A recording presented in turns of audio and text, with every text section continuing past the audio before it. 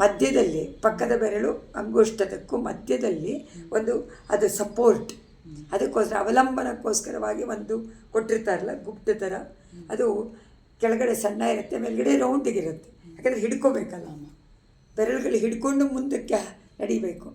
ಆ ಅಂಗುಷ್ಟದ ಮತ್ತು ಇನ್ನೊಂದು ಬೆರಳ ಮಧ್ಯದಲ್ಲಿ ಸಿಕ್ಕಾಕೊಂಡಿರುವಂತಹ, ಅವಲಂಬನಕ್ಕೋಸ್ಕರ ಇರುವಂತಹ, ಅದಕ್ಕೆ ಯಂತ್ರಿಕಾ ಅಂತ ಹೆಸರು. ಆ ಯಂತ್ರಿಕಾ ವಿಷಯವನ್ನು ಇಲ್ಲಿ ಇಟ್ಕೊಂಡು ಆ ಗೂಟದಂತೆ ಇರುತ್ತೆ ಆಕೃತಿ, ಅದನ್ನು ವರ್ಣನೆ ಮಾಡ್ತಾರೆ.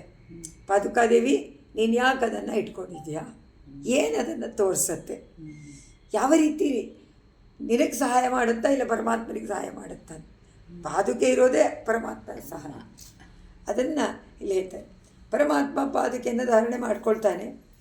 ಆಗ ಅಡಿಭಾಗ ಅಡಿಭಾಗ ಇರುತ್ತೆ, ಅದು ಪರಮಾತ್ಮನ ಪಾದಾರವಿಂದ ಕೆಳಗಡೆಗೆ ಅಲಂಕಾರವಾಗಿದೆ, ಪಾದದ ಕೆಳಗಡೆಗೆ ಅಲಂಕಾರವಾಗಿದೆ. ಈಗ ಮೇಲ್ಗಡೆಗೆ ಅಲಂಕಾರ ಮಾಡಬೇಕಲ್ಲ, ಅದು ಎರಡು ಕಡೆಯಲ್ಲೂ ಇರಬೇಕಲ್ಲ ಪಾದಕ್ಕೆ, ಕೆಳಗೂ ರಕ್ಷಣೆ ಮಾಡಬೇಕು, ಮೇಲೂ ರಕ್ಷಣೆ. ಆದರೆ ಮೇಲೂ ರಕ್ಷಣೆ ಮಾಡ್ತಾ ಇದೆಯಾ ಅಂದರೆ ಅಂತಾರೆ ಅವರು, ಛತ್ರಿ ಥರ ಇದೆ ಅಂತಾರೆ, ಬೇರೆ ಬೇರೆ ವಿಷಯವಾಗಿ ಹೇಳ್ತಾರೆ. ಆ ಪಾದಗಳ ಮೇಲೆ ಅಲಂಕಾರ ಮಾಡೋದ್ರಿಂದ ಪಾದಕ್ಕೆ ಭೂಷಣವಾಗಿದೆ. ಪರಮಾತ್ಮನಿಗೆ ಪಾದಕ್ಕೆ ರಕ್ಷಣೆಗೋಸ್ಕರ ಪಾದದ ಪಾದದ ಅಡಿಯನ್ನು ರಕ್ಷಣೆ ಮಾಡೋದಕ್ಕೆ ಪಾದದ ಅಡಿ ಅಂತಲೇ ಹೆಸರು. ಆದರೆ ಮೇಲೇನೂ ಅಲಂಕಾರ ಆಗಬೇಕಲ್ಲ, ಬರೀ ಕೆಳಗಡೆ ಇದ್ದರೆ. ಇನ್ನೊಂದು ಬರೀ ಈ ಥರ ಇದ್ದರೆ ಫ್ಲ್ಯಾಟಾಗಿ ನಡೆಯೋದು ಹೆಂಗೆ, ಅದನ್ನು ಇಟ್ಕೊಂಡು ಅದನ್ನು ಬಿಟ್ಬಿಟ್ಟು ಹೋಗಬೇಕಾಗತ್ತೆ. ಸೊ ಅವಲಂಬನ ಬೇಕಲ್ಲ, ಅದಕ್ಕೋಸ್ಕರವಾಗಿ ಪಾದುಕೆಗೆ ಅವಲಂಬನ ಇಲ್ಲ ಪರಮಾತ್ಮನಿಗೆ ಕೇಳ್ತಾರೆ. ಅದು ಸಿಕ್ಕುವಂತೆ ಅದು ಒಂದು ಸಾಧನ. ಆ ಸಾಧನ ಪಾದಗಳ ಮೇಲೆ ಕಾಣಿಸುತ್ತೆ, ಅದು ದಪ್ಪಕ್ಕಿರುತ್ತೆ, ಕೆಳಗಡೆ ಚಿಕ್ಕದಾಗಿರುತ್ತೆ ಹಿಡ್ಕೊಳ್ಳೋಕ್ಕೆ, ಮೇಲ್ಗಡೆ ಬೀಳದೇ ಇರುವಂತೆ ದಪ್ಪಕ್ಕಿರುತ್ತೆ. ಅದೇ ಕಷ್ಟಪಡಬೇಕಾಗಿಲ್ಲ, ಸುಲಭವಾಗಿ ಅವಲಂಬಿಸ್ಕೊಳ್ಬೋದು. ಅದನ್ನು ಎತ್ಕೊಂಡು, ಅಂದರೆ ಕೈಯಲ್ಲಿ ಎತ್ಕೊಂಡು ಹೋಗುವಂತೆ, ಕಾಲಲ್ಲಿ ಎತ್ಕೊಂಡು ಹೋಗೋಕ್ಕೆ ಒಂದು ಪಾರ್ಟ್ ಬೇಕು, ಅಂಗ. ಅದಕ್ಕೋಸ್ಕರ ನೋಡಿ, ಅದನ್ನು ಇಟ್ಕೊಂಡು ಸ್ವಾಮಿ ದೇಶಿಕರು ಈಗ ವರ್ಣನೆ, ಅವ್ರಿಗೆ ಕಲ್ಪನಾನ ಅಥವಾ ಭಾವನೆನ, ರಸಿಕತೆನ, ಒಂದೊಂದು ಅಂಗವೂ ಒಂದು ಅಚಿತ್ತಿನಲ್ಲೂ ಅದನ್ನು ನೋಡುವಂಥ, ಅಚಿತ್ತನ್ನು ಚೈತನ್ಯ ಉಳ್ಳದಾಗಿ ನೋಡಿ ಅದಕ್ಕೆ ಒಂದು ಸ್ಪೆಷಲ್ ಪಾರ್ಟನ್ನು ಕೊಟ್ಟು ಪರಮಾತ್ಮನನ್ನು ಯಾವ ರೀತಿ ಸಂರಕ್ಷಣೆ ಮಾಡ್ತಾ ಇದೆ, ಹೇಗೆ ಕೈಂಕರ್ಯ ಅಚಿತ್ತೇ ಆ ರೀತಿ ಭಾವನೆಯನ್ನು ಮಾಡಿಕೊಂಡ್ರೆ ಏನೋ ಚೈತನ್ಯ ಇದ್ದವನು ಇನ್ನೇಗೆ ಮಾಡಿಕೊಂಡ್ರೆ ಅಲ್ವಾ. ಸರ್ವವೂ ಪರಮಾತ್ಮನ ಕೈಗೆ ನಾವು ಮಾಡ್ತಾ ಇರೋದು. ಹುಟ್ಟದ ತಕ್ಷಣದಿಂದ ಈ ಶರೀರವನ್ನು ಬಿಡೋವರೆಗೂ ಈ ಶರೀರ ಮುಖೇನ ಕರ್ಮ ಮಾಡ್ತಾ ಇರೋದು ಭಗವಂತನಿಗೆ ಅನ್ನೋ ಭಾವನೆ ಬರಬೇಕಾದ್ರೆ ತುಂಬ ಕಷ್ಟ. ಸದಾಕಾಲ ಭಾವನೆ ಇರಬೇಕು, ಮಾಡೋದೆಲ್ಲ ಭಗವಂತನಿಗೆ ಅನ್ನುವಂಥದ್ದು. ಅದನ್ನು ತೋರಿಸಿಕೊಡ್ತಾರೆ ಸ್ವಾಮಿ ದೇಶಿಕರ ಪದುಕ ಸಹಸ್ರವೇ. ಅದನ್ನು ನಿರೂಪಣೆ ಮಾಡಿ, ನಿರ್ವಹಣೆ ಮಾಡಿ, ಅದು ನೀವು ತಿಳ್ಕೊಳ್ಳಿ ಅಂಥೇಳಿ ಮನ ತಟ್ಟುವಂತೆ ಒಂದೊಂದು ಪದ್ಧತಿನಲ್ಲೂ ಅದನ್ನು ವರ್ಣನೆ ಮಾಡಿದ್ದಾರೆ. ಅದಕ್ಕೆ ಅವರು ಹೇಳ್ತಾರೆ, ಉದಗ್ರ ಯಂತ್ರಿಕಾ, ಕಾಲಿನ ಅಂಗುಷ್ಟ ಅದರ ಪಕ್ಕದ ಬೆರಳಿಗೆ ಮಧ್ಯದಲ್ಲಿರುವಂಥ ಮೇಲು ಮುಖವಾದ ಉದಗ್ರ, ಉತ್ತಂದರೆ ಮೇಲು, ಅಗ್ರ ಅಂದರೆ ಇರುವಂಥ ಉದಗ್ರ ಅವಲಂಬನವಾದ ಪಾದುಕೆಗೆ ಭಾಗವಾಗಿರುವಂತಹ ಪಾದುಕಾ. ಸೊ ಯಂತ್ರಿಕಾಯಿಂದ ಕೂಡಿರುವಂಥ ಪಾದುಕಾದೇವಿಗೆ ಅದಕ್ಕೆ ಒಂದೇ ನಿನಗೆ ನಮಸ್ಕಾರ. ಇದು ಮೊದಲನೇ ಶ್ಲೋಕ. ಈ ಪದ್ಧತಿನಲ್ಲಿ ಮಂಗಳಾಚರಣೆ ಅಂದರೆ ನಮಸ್ಕಾರಗಳು. ಕಡೆಯದು ಅಷ್ಟೇ, ಮೊದಲನೇದು ಅಷ್ಟೇ, ಎಲ್ಲ ಪದ್ಧತಿನಲ್ಲಿ ನಿನಗೆ ನಮಸ್ಕಾರ ಮಾಡ್ತೀನಿ.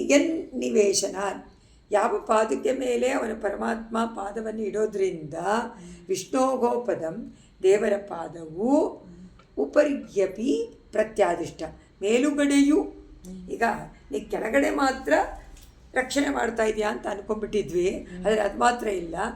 ಪರಮಾತ್ಮನ ಪಾದದ ಮೇಲೂ ನೀನು ಅಲಂಕಾರವಾಗಿಯೂ ಇರ್ತೀಯ, ಭೂಷಣವಾಗಿರ್ತೀಯ, ರಕ್ಷಣೆಯೂ ಮಾಡ್ತೀಯ, ಅವಲಂಬನವಾಗೂ ಇರ್ತೀಯ ಅಂತ ಹೇಳ್ತಾರೆ. ಮತ್ತೊಂದು ಆಭರಣವನ್ನು ಅಪೇಕ್ಷೆ ಮಾಡಬೇಕಲ್ವ, ಅಲಂಕಾರ ಮಾಡ್ಕೊಳ್ಳೋಕೆ ಕೆಳಗೊಂದು ಮೇಲೊಂದು ಎಲ್ಲ ಬೇಕು. ಕೆಳಗೆ ಆಭರಣ ಆಯಿತು ಅಂದರೆ ಮೇಲ್ಗಡೆಗೆ ಬೇಕಲ್ಲ, ಅದು ಬೇಡ ನಾನೇ ಆಗ್ಬಿಡ್ತೀನಿ ಅಂತ ಪಾದುಕಾದೇವಿನೇ ಮೇಲೂನೇ ಆಗಿಬಿಟ್ಟಿದ್ದಾಳೆ. ಅರ್ಥ ಪರಮಾತ್ಮನಿಗೆ ಅನುಕೂಲವಾಗ ಹಿಡ್ಕೊಳ್ಳೋಕ್ಕೆ ಅನುಕೂಲ, ಅವಲಂಬನ, ಅದನ್ನು ಸಿಕ್ಕಿಸ್ಕೊಂಡು ಮೆಟ್ಟಿ ನಡೆಯೋದಕ್ಕೆ ಅದು ಉಪಕಾರವಾಗಿದೆ, ಸಹಾಯವಾಗಿದೆ. ಸೊ ಪಾದುಕಾದೇವಿಯ ಒಂದೊಂದು ರತ್ನಗಳು, ಒಂದೊಂದು ಅದರೊಳಗಿರುವಂತಹ ವಿಚಾರಗಳು ಪರಮಾತ್ಮನ ಸಹಾಯಕ್ಕೆ. ಪರಮಾತ್ಮನ ಸಹಾಯಕ್ಕೆ ಪಾದುಕ ಇರೋದೇ ಸಂಚಾರಕ್ಕೆ.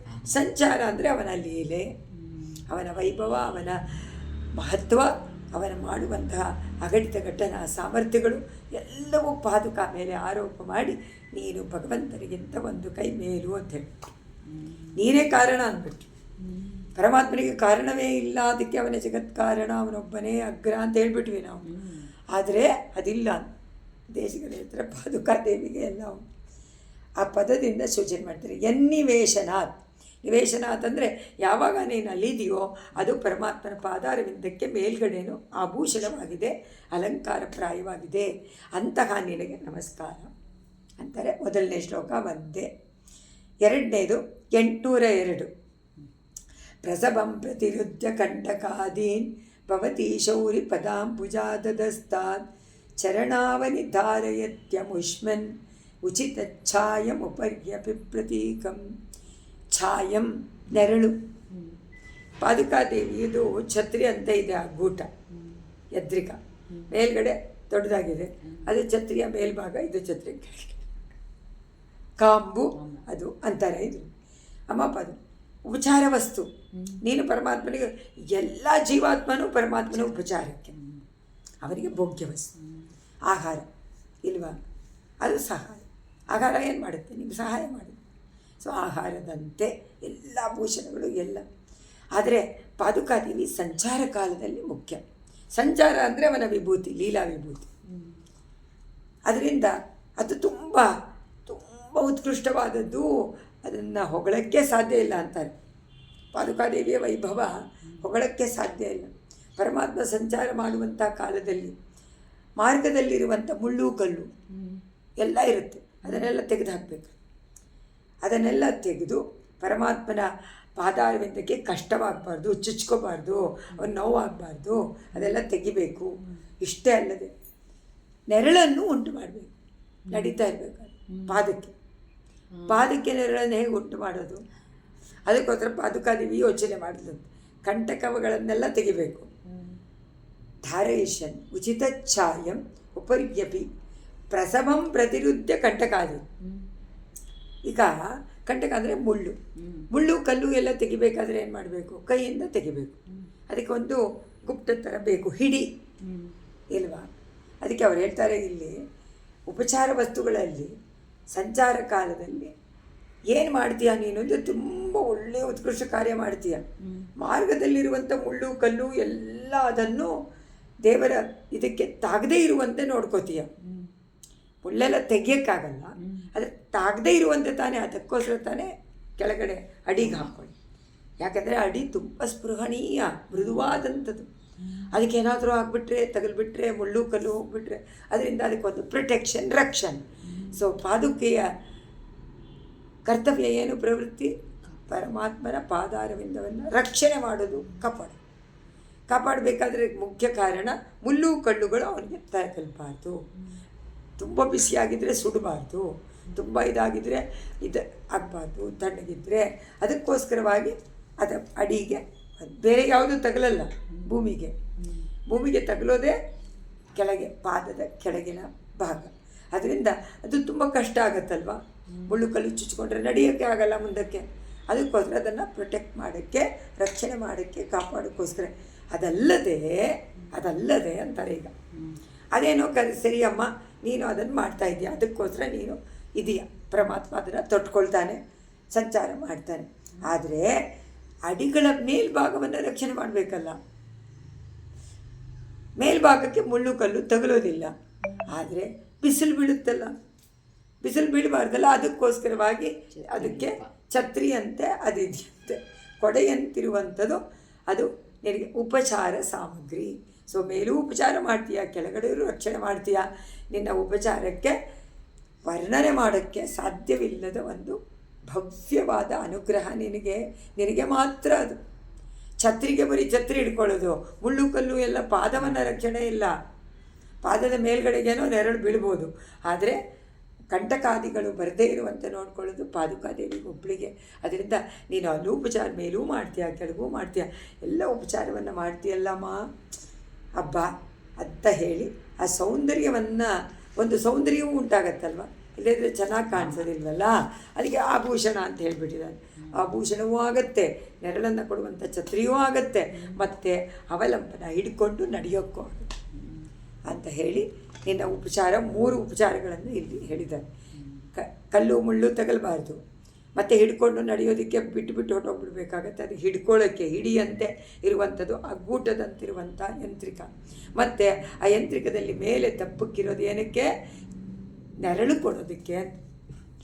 ನೆರಳನ್ನೂ ಕೊಟ್ಟು ಆಭರಣವಾಗೂ ಇತ್ತು ನೀನು ಉಪಚಾರ ಮಾಡ್ತೀಯಲ್ಲ ಭಗವಂತನಿಗೆ, ನಿನ್ನ ಕೈಂಕರ್ಯ ಪರಮಾವಧಿ ಅಂದ್ಬಿಟ್ರು ಇವರು ಸ್ವಾಮಿ ದೇಶ. 3ನೇ ಶ್ಲೋಕ. ಮುರಬಿನ್ಮಣಿ ಪಾದುಕೆ ತ್ವದೀಯ ಅನಘಾಮಂಗುಲಿ ಯಂತ್ರಿಕಾಮವೈಮಿ ಸ್ವಯಮುನ್ನಮಿತಾ ಪ್ರದೇಶ ನೀಂತೆ ಪರಮಂ ದೈವತಮೇಕಮಿತೃಚಂತೀಂ. ಈಗ ಹಿಂದೆ ಕಾಲು ಬೆರಳ ಹಿಡಿ ಆ ಯಂತ್ರಿಕ, ಅದನ್ನು ಪಾದಿಕೆ ಜೊತೆಯಲ್ಲಿ ಸಂಬಂಧಪಡಿಸಿ ಹೇಳಿದರು. ಸಂಬಂಧ ಇದ್ದರೆ ತಾನೇ ಅವಲಂಬನೆ, ಸಂಬಂಧಪಡಿಸಿ ವರ್ಣನೆ ಮಾಡಿ ಈಗ ದೇವರಿಗೆ ಅದನ್ನು ಸಂಬಂಧಪಡಿಸ್ತಾರೆ. ಅದರ ಕೆಲಸ ಏನು, ಪ್ರವೃತ್ತಿ, ಪರಮಾತ್ಮನ ರಕ್ಷಣೆ, ಮುಳ್ಳು ಕಲ್ಲು ಹೋಗಬಾರ್ದು, ನೆರಳು ಬೇಕು, ಮತ್ತು ಅವಲಂಬನ ಉಂಟು. ಈಗ ದೇವರಿಗೆ ಹೇಗೆ ಸಂಬಂಧ ಅನ್ನೋದನ್ನು ಇದರಲ್ಲಿ ಹೇಳ್ತಾರೆ. ಈಗ ಪರಮಾತ್ಮ ಇಲ್ಲಿ ಹೇಳ್ತಾರೆ, ಮುರಬಿನ್ಮಣಿ ಪಾದುಕೆ ಎಷ್ಟು ಶ್ಲೋಕಗಳಲ್ಲಿ ಮುರಾಸುರನನ್ನು ನೆನೆಸ್ಕೊಂಡಿದ್ದಾರೆ. ಇಲ್ಲ ಅಂತಂದರೆ ಮಧುಕೈಟವರು, ಮಧುಕೈಟ ಬಾರಿ ಪಾದುಕೆ, ಇಲ್ಲ ಮುರಾರಿ ಪಾದುಕೆ ತುಂಬ, ಮಧುಕೈಟವರು ಮುರಾರಿ ಎರಡು ಏನನ್ನು ತೋರಿಸುತ್ತೆ ಅಂದರೆ ಅದೇ ಆವಾಗಲೇ ಹೇಳಿದಂತೆ ರಾಜಸ ತಾಮಸ, ಮಧುಕೈಟವರು ಇಬ್ಬರು, ಆ ಎರಡೂ ಹೋಗಬೇಕು. ನಾವು ಸತ್ವದಲ್ಲಿ ನಿಲ್ಲಬೇಕು, ಗುಣದಲ್ಲಿ ನಿಂತು ಸತ್ವಗುಣವನ್ನು ಪ್ರಚೋದನೆ ಮಾಡಿಕೊಳ್ಬೇಕು. ಅದೇ ತಾನಾಗೆ ಪ್ರಚೋದನೆ ಆಗೋದಿಲ್ಲ. ರಜಸ ತಮಸ ಇಲ್ಲದಿದ್ದರೆ ಆಗ ತಾನಾಗೆ ಅದು ತೋರಿಸ್ಕೊ. ನೀವು ಅದನ್ನೇ ಮೇಲಕ್ಕೆ ಮಾಡಬೇಕು ಅಂದರೆ ಸಾಧ್ಯ ಇಲ್ಲ. ಇದು ಎರಡನ್ನು ಕಡಿಮೆ ಮಾಡಿದರೆ ತಾನಾಗೆ ಮೇಲೆ ಅದು ವಿಕಾಸ ಹೊಂದದ್ದು. ಅದರಿಂದ ಎರಡನ್ನು ಬಿಡಬೇಕು ಅಂತ ಪ್ರಯತ್ನ ಏನು, ಆಹಾರ ನಿಯಮ, ತಾಮಸ ಆಹಾರ ತಿಂದರೆ ತಾಮಸ, ರಾಜಸ ಆಹಾರ ತಿಂದರೆ ರಾಜಸ, ಅದೆರಡು ತಿಂದೇ ಇದ್ದರೆ ಸಾತ್ವಿಕ ತಾನಾಗೆ ಸಂತಾಗುತ್ತೆ.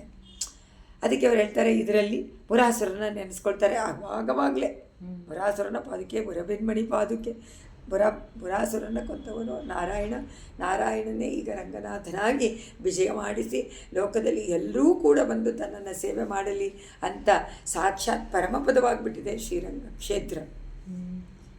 ನಮಗೆ ಕಣ್ಣಿಗೆ ಕಾಣುವಂಥ ಪರಮಪದ ಶ್ರೀರಂಗ ಕ್ಷೇತ್ರ, ಪರಮಪದ ನಾಥ ಶ್ರೀರಂಗನಾಥ. ಅದರಿಂದ ಸಾಕ್ಷಾತ್ ಪರಮಂ ಪದಂ ಅಂತ ಹೇಳಿಬಿಟ್ಟು ಭೂಮಿನಲ್ಲಿರುವಂಥ ಕಣ್ಣಿಗೆ ಕಾಣಿಸುವಂಥ ವಿಣ್ಣಘರಂ ಪರಮಪದ ಶ್ರೀರಂಗ ಕ್ಷೇತ್ರ. ಅದು ಒಂದೇ 108ರಲ್ಲಿ ಅದೇ ಮುಖ್ಯವಾದದ್ದು, ಹೆಡ್ ಮೇನ್ ಇಂಪಾರ್ಟೆಂಟ್. ಅಲ್ಲಿ ಹೋಗಿ ಸೇವೆ ಮಾಡಿದ್ರೆ 108 ದಿವ್ಯ ದೇಶ ಸೇವೆ ಮಾಡಿ. ಬೇರೆ ಕಡೆಯಲ್ಲೆಲ್ಲ ಹೋದರೆ ಒಂದೊಂದೇ, ಆದರೆ ರಂಗನಾಥನ ಸೇವೆ ಮಾಡಿದರೆ 108 ಪರಮಪದನಾಥನೂ ಬಂದುಬಿಡ್ತಾನೆ, ಕ್ಷೀರಾಬ್ದಿನಾಥನೂ ಬಂದುಬಿಡ್ತಾನೆ. ಇಲ್ಲಿ 106 ದಿವ್ಯ ಕ್ಷೇತ್ರಗಳು ಬಂದುಬಿಡುತ್ತೆ. ಅದರಿಂದ ಸಾಕ್ಷಾತ್ ಪರಮಂ ಪದಂ ಶ್ರೀರಂಗ ಕ್ಷೇತ್ರ. ಅಂತಹ ಕ್ಷೇತ್ರದ ವೈಭವವನ್ನು ವರ್ಣನೆ ಮಾಡ್ತಾ ಇದ್ದಾರೆ ಸ್ವಾಮಿ ದೇಶಿಕರು. ಅಲ್ಲೇ ಇದ್ರಲ್ಲ, ಕಾಂಚೀಪುರವನ್ನು ಬಿಟ್ಟು ನಮ್ಮ ಸಂಪ್ರದಾಯವನ್ನು ಸಂರಕ್ಷಣೆ ಮಾಡೋಕ್ಕೋಸ್ಕರ ಸ್ವಾಮಿ ದೇಶಿಕರು ಎಷ್ಟು ಕಷ್ಟಪಟ್ಟಿದ್ದಾರೆ. ಕಾಂಚೀಪುರದಲ್ಲಿದ್ದಾಗ ವೈಷಮ್ಯದಿಂದ ಕಷ್ಟ, ಇಲ್ಲಿಗೆ ಬಂದ ಮೇಲೆ ಬೇಕಾದಷ್ಟು ಕಷ್ಟ. ರಂಗನಾಥನೂ ಅವನನ್ನು ಸಂರಕ್ಷಣೆ ಮಾಡುವಂತಹ ಒಂದು ಕೈಂಕರ್ಯವೂ ಅವರಿಗೆ ಸಿಗ್ತಾ. ಆದರೆ ಕೈಂಕರ್ಯ ಅದರಿಂದ ಎಲ್ಲ ಇದನ್ನು ಹೇಳಬೇಕಾದ್ರೆ ಯಂತ್ರಿಕಾಂ, ಅಂಗುಳಿ ಯಂತ್ರಿಕಾಂ ತ್ವದೀಯ ಅಮರತ್ನ ಪಾದುಕೆ, ನಿನ್ನಲ್ಲಿರುವಂತಹ ಸುಂದರವಾದ ಯಂತ್ರಿಕಾ. ಇವಾಗ ಹೇಳ್ಬಿಡ್ತೀನಿ, ಗುಪ್ಟು. ಯಾವಾಗಲೂ ಯಂತ್ರಿಕಾ ಅಂತ ತಕ್ಷಣ ಅದನ್ನು ಜ್ಞಾಪಕ ಇಟ್ಕೊಳ್ಳಿ. ಯಂತ್ರಿಕಾ ಬೆರಳಿನ ಹಿಡಿ ಯಾವುದು ಅಂತ ಇರುತ್ತೆ, ಕುಪ್ಪಿ ಅಂತ ಇದೆ, ಅದಕ್ಕೆ ಕುಪ್ಪಿ ಅಂತ ಕರೀತಾರೆ ಕನ್ನಡದಲ್ಲಿ. ಅದನ್ನು ತಾನೇ ಉನ್ನಮಿತ ಮೇಲ್ಮುಖವಾಗಿ ನೀಡ್ಬಿಟ್ಟಿದೆಯಾ, ಅದನ್ನು ಪರಮಂ ಎಲ್ಲರಿಗಿಂತ ಮೇಲೆನಿಸಿದ ಪರಂ ದೈವಂ ಅಂದರೆ ಉತ್ಕೃಷ್ಟವಾದ ನಿಸ್ಸಮಾಭ್ಯತಿಕನಾದ ಭಗವಂತ. ಆ ಭಗವಂತ ಏಕ ಒಂದೇ ಇತಿ ರುಚಂತಿ ಅಂತ ನಿರ್ಧಾರ ಮಾಡಿ ತೇ ಪ್ರದೇಶಿನಿ ನಿನ್ನನ್ನು ಗುರುತಿಸುವಂತಹ ಆ ಬೆರಳು. ಇವಾಗ 2 ಬೆರಳು ಆ ಇದನ್ನು ಗುರುತಿಸಬೇಕು. ಈಗ ಕೆಳಗಡೆ ಪಾದದ ಅಡಿ ಇದೆ, ಆದರೆ ಅದನ್ನು ಸ್ಪರ್ಶ ಮಾಡ್ತಾ ಇದ್ದಾನೆ ಪರಮಾತ್ಮ ಪೂರ್ತಿ. ಆದರೆ ಅದನ್ನು ಹಿಡ್ಕೊಂಡಿದ್ದಾನೆ ಅನ್ನೋದಕ್ಕೆ ಜೀವಾತ್ಮ ಪರಮಾತ್ಮನ ಜೊತೆಯಲ್ಲೇ ಇದ್ದಾನಲ್ವಾ, ಅದಕ್ಕೆ ಪ್ರಮಾಣ ಏನು ಅಂದರು, ಈಗ ಜೊತೆಯಲ್ಲಿ ಇರುವಂಥದ್ದು. ಅದನ್ನು ಬಿಟ್ಟರೆ ಅದು ಹೊಟ್ಟೆ ಹೋಗುತ್ತಲ್ಲ, ಜೀವಾತ್ಮನಿಗೆ ಸತ್ಯನೇ ಇಲ್ಲ, ಅದು ಪ್ರಯೋಜನವೇ ಇಲ್ಲದಾಗ ಇವಾಗ ಅರ್ಥ ಆಗುತ್ತಲ್ಲ. ಸೊ ಪರಮಾತ್ಮ ಜೊತೆ ಇದ್ರೇ ಜೀವಾತ್ಮ, ಇಲ್ಲ ಅಂದರೆ ಇಲ್ಲ. ಅಕಾರ ಉಕಾರ ಮಕಾರದ ಅದಕ್ಕೆ ಇಲ್ಲಿ ಹೇಳಿ ಮೂರು ಒಂದು ಜೊತೆಯಲ್ಲಿ ದೇವರು ಎಲ್ಲ ಸಮ, ಆದರೆ ಎಲ್ಲರಿಗಿಂತ ಮೇಲ್ಪಟ್ಟವನು, ಎಲ್ಲರಲ್ಲೂ ಇದ್ದಾನೆ. ಆದರೆ ಎಲ್ಲರೂ ಏನಂತ ಹೇಳ್ತಾರೆ, ದೈವಗಳು 3 ಅಂತ ಹೇಳ್ತಾರೆ. ಬ್ರಹ್ಮ ಶಿವ ಅಂತ ಹೇಳ್ತಾರೆ, ವಿಷ್ಣು ಅಂತೆಲ್ಲ. ಇದು ಒಂದಕ್ಕೊಂದು ಸಮಾನ ಅಂತ ಬೇರೆ ಹೇಳ್ತಾರೆ, ಏನೇನೋ ಹೇಳ್ತಾರೆ. ವಿವಾದಗಳು ಇದು ನಡೀತಾನೇ ಇದೆ, ಅದು ನಡೀತಾನೇ ಇರುತ್ತೆ. ಅರ್ಥ ಮಾಡ್ಕೊಳ್ತೀವಿ. ಅದು ಆ ಒಂದು ಪ್ರಪಂಚ, ಆ ಪ್ರಪಂಚವನ್ನು ಬ್ರಹ್ಮಾಂಡವನ್ನು ಅರ್ಥ ಮಾಡಿಕೊಂಡ್ರೆ ಅವಾಗ ಗೊತ್ತಾಗುತ್ತೆ ಒಂದೇ ಒಂದು, ಬೇರೆ ಯಾವುದೂ ಇಲ್ಲ. ಅದನ್ನೆಲ್ಲ ಒಪ್ಪದೆ ಎಲ್ಲ ದೇವರಿಗಿಂತ ಮೇಲಾದ ದೇವರು ಇದೊಂದೇ ಅಂತ ಹೇಳಬೇಕಲ್ಲ. ಹೇಳಬೇಕಾದ್ರೆ ಬೇರೆ ಮತ್ಯಾವುದೂ ಇಲ್ಲ. ನಿಸ್ಸಮಾಭಿಧಿಕನಾದವನು, ಜಗತ್ಕಾರಣನಾದವನು, ಅವನೇ ನಿರ್ವಹಣೆ ಮಾಡ್ತಾನೆ, ಅವನೇ ಅಂತರ್ಯಾಮಿ, ಅವನೇ ಬಹಿರ್ವ್ಯಾಪ್ತಿಯೂ ಆಗಿದ್ದಾನೆ. ವ್ಯಾಪಕತ್ವ, ಜ್ಞಾನತ್ವ ಎಲ್ಲನೂ ಇದೆ. ಎಲ್ಲ ಸಕಲ ಕಲ್ಯಾಣ ಗುಣಗಳು ಒಂದು ಕಡೆ ಸೇರಿದೆ ಅಂದರೆ ಅದು ಒಬ್ಬನಲ್ಲೇ ಸಾಧ್ಯ. ಬೇರೆಯವರಲ್ಲಿ ಏನಾದರೂ ಒಂದು ಇಲ್ವೇ ಇಲ್ಲ. ಅದರಿಂದ ಅವನೇ ಮುಖ್ಯ ಅಂತ ಗೊತ್ತಾಗುತ್ತೆ. ಯಾವ ಒಂದು ಕೊರತೆ ಇದ್ರೂ ಕೊರತೆ ಇಲ್ಲದವನ ಪರಮಾತ್ಮ, ಕುರೆ ಇಲ್ಲದ ಗೋವಿಂದ, ಕುರೈವನ್ನುಮಿಲ್ಲದ ಗೋವಿಂದ, ಇಲ್ಲದ ಗೋವಿಂದ, ಬೇರೆ ಎಲ್ಲೂ ಇಲ್ಲದ ಗೋವಿಂದ ಅವನೊಬ್ಬನೇ ಅಂತ ಹೇಳಬೇಕಲ್ಲ. ಅದಕ್ಕೋಸ್ಕರ ಇದರಲ್ಲಿ ಅದನ್ನು ನಿರ್ಣೀತವಾದ ವಿಷಯವನ್ನು ನಮ್ಮ ಪೂರ್ವಾಚಾರ್ಯರೆಲ್ಲ ಬೇಕಾದಷ್ಟು ಅವರ ಸ್ತೋತ್ರಗಳಲ್ಲಿ, ವ್ಯಾಖ್ಯಾನಗಳಲ್ಲಿ ಉಪದೇಶ ಮಾಡಿದ್ದಾರೆ. ಯಾವ ಬ್ರಹ್ಮಸೂತ್ರಗಳು, ವೇದಗಳು ಪ್ರತಿಪಾದನೆ ಮಾಡುತ್ತೋ ಅದನ್ನೇ ಹೇಳಿದ್ದಾರೆ. ಸಾರವಾದ ವಿಷಯ, ಸಿದ್ಧಾಂತ ಅದು ಜನರಿಗೆ ಮುಟ್ಟಬೇಕಲ್ಲ, ಮನದಟ್ಟಾಗಬೇಕಲ್ಲ. ಮನದಟ್ಟಾಗಬೇಕಾದ್ರೆ ಏನು ಮಾಡಬೇಕು? ಚೇತನರು ಸರಿಯಾಗಿ ಅರ್ಥ ಮಾಡಿ ಯಥಾವತ್ ಜ್ಞಾನ ಬರಬೇಕು, ಯಾಥಾತ್ಮ ಜ್ಞಾನ. ಆ ಯಾಥಾತ್ಮ ಜ್ಞಾನವನ್ನು ಇಲ್ಲಿ ತಿಳಿಸೋಕ್ಕೋಸ್ಕರವಾಗಿ ಪಾದುಕಾದೇವಿ ಆ ಗುಪ್ಟಿನಿಂದ ತೋರಿಸ್ತಾಳೆ. ಇದರಿಂದ ಆ ಗುಪ್ಟಿದೆಯಲ್ಲ, ಆ ಗುಪ್ಪಿಯಿಂದ ತೋರಿಸ್ತಾಳೆ. ಆ ಪೂರ್ವಾಚಾರ್ಯರು ಉಪದೇಶ ಮಾಡ್ತಾರೆ. ಅದು ಸಾರವಾದ ವಿಷಯ. ಇದು ನೋಡಿ, ಈ ಜೀವಾತ್ಮ ಪರಮಾತ್ಮ ಒಂದಕ್ಕೊಂದು ಯಾವಾಗಲೂ ಇರುವಂಥದ್ದು. ಅವಲಂಬನ ಉಂಟಾ? ಪರಮಾತ್ಮನ ಜೊತೆಗೆ ಅವಲಂಬನ ಉಂಟಾ? ನೋಡಿ ಎಷ್ಟು ಚೆನ್ನಾಗಿ. ಅದರಿಂದ ಅದನ್ನು ತೋರ್ಸೋಕ್ಕೋಸ್ಕರವಾಗಿ ಪರಮಾತ್ಮನ ಸಂಬಂಧವನ್ನು ತೋರ್ಸೋಕ್ಕೋಸ್ಕರವಾಗಿ, ಪರಮಾತ್ಮನಿಗೂ ಜೀವಾತ್ಮನಿಗೂ ಸಂಬಂಧ ಉಕ್ಕಾರ ಅದು ಉಂಟೋ ಇಲ್ವೋ? ಕುಪ್ಪಿಗ ಉಂಟು, ಮೇಲುಂಟು, ಕೆಳಗುಂಟು. ಆದರೆ ಅದು ಎರಡು ಸೇರಿಸಿ ಅದನ್ನು ಹಿಡ್ಕೋಬೇಕಾದವನು ಪರಮಾತ್ಮ. ಸೊ ಇವಾಗ ನಾವು ಮರ್ಕಟದಂತೆ ನಾವು ಹಿಡ್ಕೊಂಡಿಲ್ಲ. ಪಾದುಕ ಹಿಡ್ಕೊಂಡಿದ್ದಾಳ? ಇಲ್ಲ. ಯಾರು ಹಿಡ್ಕೊಂಡಿದ್ದಾರೆ? ಅರ್ಥ ಆಗತ್ತಾ? ಅರ್ಥ ಏನು? ಮಾರ್ಜಾಲ ನ್ಯಾಯ. ಮಾರ್ಜಾಲ ನ್ಯಾಯ, ಬೆಕ್ಕು ತನ್ನ ಮರಿಯನ್ನು ಹೇಗೆ ಹಿಡ್ಕೊಂಡು ರಕ್ಷಣೆ ಮಾಡುತ್ತೋ ಹಾಗೆ ಇವಾಗ ರಕ್ಷಕತ್ವ ಯಾರಿಗೆ ಹೋಯ್ತು? ಪರಮಾತ್ಮನಿಗೇನೆ. ಆದರೆ ನೋಡೋಕ್ಕೆ ಏನಾಗುತ್ತೆ, ಅವನ ವೈಭವವನ್ನು ಹೇಳಬೇಕಾದ್ರೆ ಪಾದುಕೆಯನ್ನು ಏನಂತ ಬೇಡ, ನೀನೇ ರಕ್ಷಕ ಮಾಡ್ತಾ ಇರೋದು ಪರಮಾತ್ಮನ ಪಾದವನ್ನು.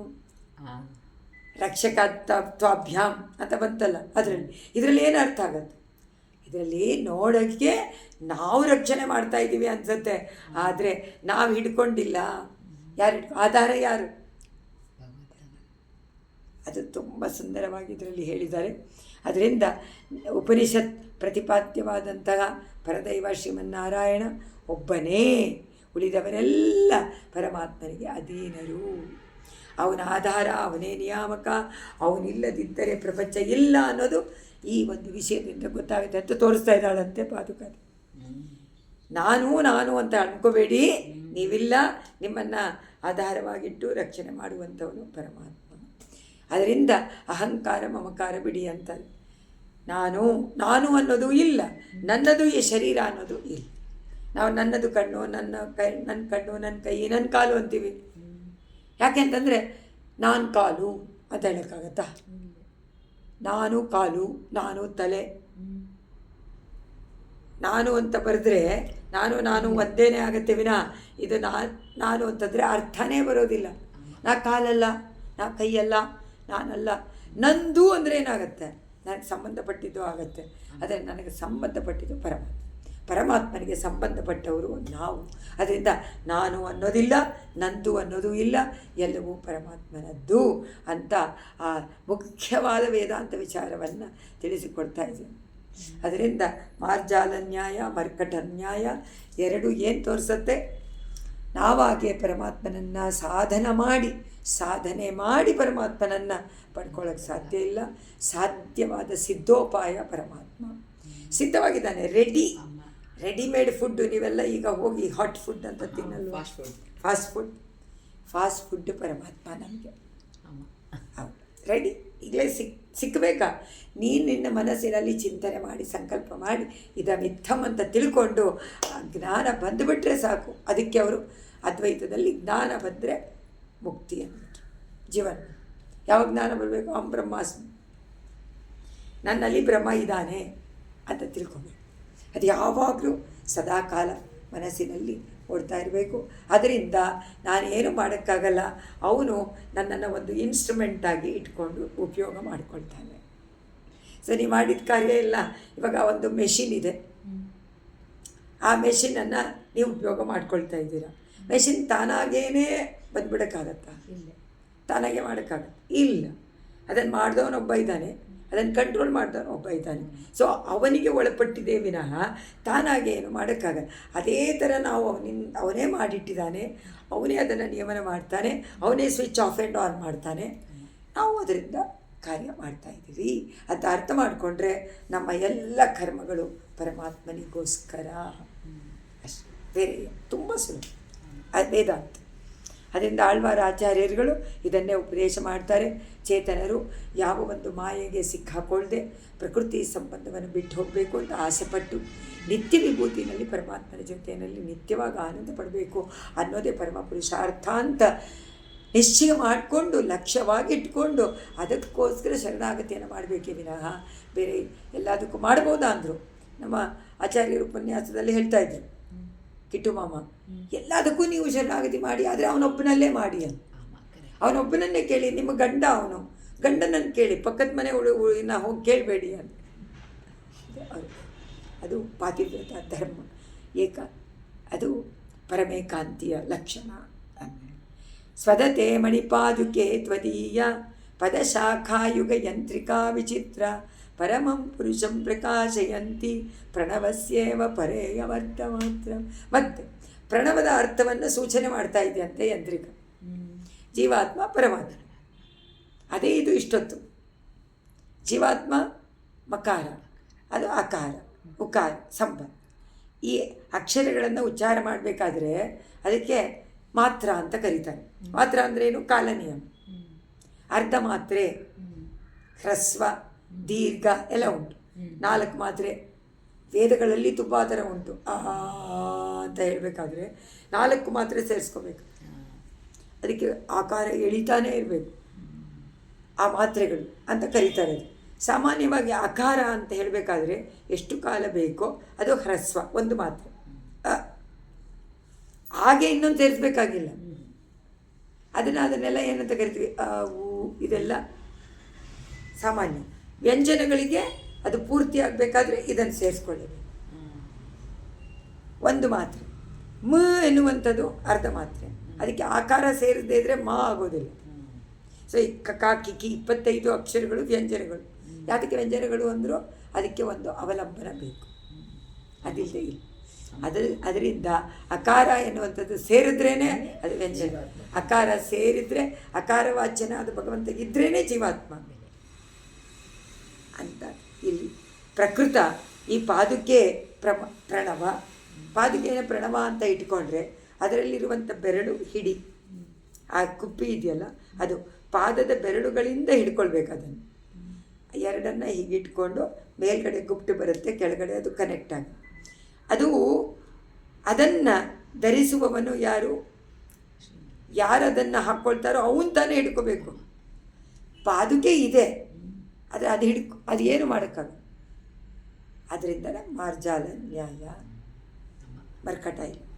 ಸಾಕ್ಷಾತ್ ಪರಮಪುರುಷ ಅವನು ಹಿಡ್ಕೊಳ್ತಾನೆ ವಿನ ಅವನು ನಮ್ಮನ್ನು ಹೀಗೆ ಹಿಡ್ಕೊಂಡಿದ್ದಾನೆ. ಅದರಿಂದ ಜೀವಾತ್ಮ ಅನ್ನೋದು ಸ್ಥಿತಿನಲ್ಲಿ ಇದೆ, ಸತ್ತ. ಅದರಿಂದ ಬೇರೊಬ್ಬ ಜೀವನನ್ನು ತೋರಿಸುವಂತಹ ಪ್ರಣವದ ಕೊನೆಯ ವರ್ಣ ಇದು ಎರಡು ಅಕಾರ ಉಕಾರ ಪರಮಾತ್ಮನ ತೋರಿಸುತ್ತೆ, ಇನ್ನೊಂದು ಜೀವಾತ್ಮನನ್ನು ಮಕಾರ ತೋರಿಸುತ್ತೆ. ಜೀವಾತ್ಮವಾಚಕವಾದ ಮ ಎನ್ನುವಂಥ ವರ್ಣವೇ ಅದು. ಅದರಿಂದ ಯಾವುದು? ಪಾದುಕೆ. ಆ ಕೂಟ ಅದನ್ನು ತೋರಿಸುತ್ತೆ. ಅದರಿಂದ ನಿನ್ನ ಬೆರಳಿನ ಹಿಡಿಯಾಗಿದೆ, ಅದು ಬೇರೆಯಲ್ಲ ಅಂತ ಚೆನ್ನಾಗಿ ಅರ್ಥ ಆಗುತ್ತೆ ಅಂತ ಹೇಳಿ ಇದನ್ನು ಶ್ರೀರಂಗದಲ್ಲಿ ಪ್ರಣವಾಕಾರ ವೇದಶೃಂಗಂ ಮಹಾದ್ಭುತಂ ಶ್ರೀರಂಗಶಾಯಿ ಭಗವಾನ್ ಪ್ರಣತಾರ್ಥ ಪ್ರಸೀದ ಪ್ರಭೋ ಅಂತ ಒಂದು ಶ್ಲೋಕ. ವಿಮಾನಂ ಪ್ರಣವಾಕಾರಂ ವೇದಶೃಂಗಂ ಮಹಾತ್. ಅದರಿಂದ ಪ್ರಣವಾಕಾರದ ವಿಮಾನದ ಕೆಳಗಡೆ ಸಾಕ್ಷಾತ್ ರಂಗನಾಥ ಆದಿಶೇಷನ ಮೇಲೆ ಮಲ್ಕೊಂಡಿದ್ದಾನೆ. ಇದು ಪೂರ್ತಿ ಪ್ರಪಂಚವನ್ನೇ ತೋರಿಸುವಂತಹ ತತ್ವ. ಆದಿಶೇಷ ಬೇರೆ ಯಾರೂ ಇಲ್ಲ, ಕ್ಷೀರಾಬ್ದಿಯಲ್ಲಿ ಮಲ್ಕೊಂಡಿರುವಂಥ ಅನಂತ. ಅದರಿಂದ ವಿಮಾನದಂತೆ ಪಾದುಕೆ, ರಂಗನಾಥ ವಿಮಾನದಂತೆ ಪಾದುಕೆ. ಪಾದುಕೆಯ ಮೇಲೆ ದೇವರು ಪರಮಾತ್ಮ ಇದ್ದಾನೆ. ಅವನನ್ನು ತಿಳ್ಕೋಬೇಕಾದ್ರೆ ಪ್ರಣವ, ಅದರ ಕೊನೆಯ ವರ್ಣ ಮ ಅನ್ನುವಂಥ ಜೀವಾತ್ಮ, ಅದನ್ನು ತಿಳಿಸುವುದು ಬೆರಳಿನ ಹಿಡಿ ಎಂದು ತೋರಿಸುತ್ತೆ. ಈಗ ಮಧ್ಯ ಗುಪ್ಟಿದೆ, ಎರಡು ಕಡೆ ಪರಮಾತ್ಮ ಹೀಗೆ, ಇದು ಒಂದು ಅಕಾರ ಒಂದು ಮಕಾರ, ಇದು ಮಧ್ಯದಲ್ಲಿ ಮಕಾರ. ಇನ್ನೊಂದು ಪಾದುಕೆನೇ ಮಕಾರ, ಪರಮಾತ್ಮನ ಪಾದವೇ ಅಕಾರ. ಸೊ ಇವಾಗ ಯಾರನ್ನು ಹಿಡ್ಕೊಂಡಿದ್ದಾರೆ? ಕಾರ ಮಕಾರನ ಉಕಾರದಿಂದ ಹಿಡ್ಕೊಂಡು, ಉಕಾರ ಅನ್ನೋದು ಗುಪ್ಟು ಮಧ್ಯದಲ್ಲಿ. ಸೊ ಅದರಿಂದ ಪರಮಾತ್ಮನೇ ಇಟ್ಕೊಂಡಿದ್ದಾನೆ ವಿನಃ ಜೀವಾತ್ಮನಿಗೆ ಯಾವ ಸ್ವಾತಂತ್ರ್ಯ ಇಲ್ಲ ಅಂತ ಗೊತ್ತಾಗುತ್ತೆ. ಸೊ ಪರಮಾತ್ಮನಿಗೆ ಯಾವಾಗಲೂ ಅಧೀನ. ಎಲ್ಲ ಜೀವಾತ್ಮ ಪರಮಾತ್ಮನ ಹೇಳಿದಂತೆ ಕೇಳಬೇಕು, ಅವನಿಗೆ ಅಧೀನನಾಗಿರಬೇಕು. ಅವರಿಗೆ ಸ್ವತಂತ್ರ ಕೊಟ್ಟರು, ಸ್ವಾತಂತ್ರ್ಯವನ್ನು ಏರಿಟ್ಕೊಳ್ಬಾರ್ದು.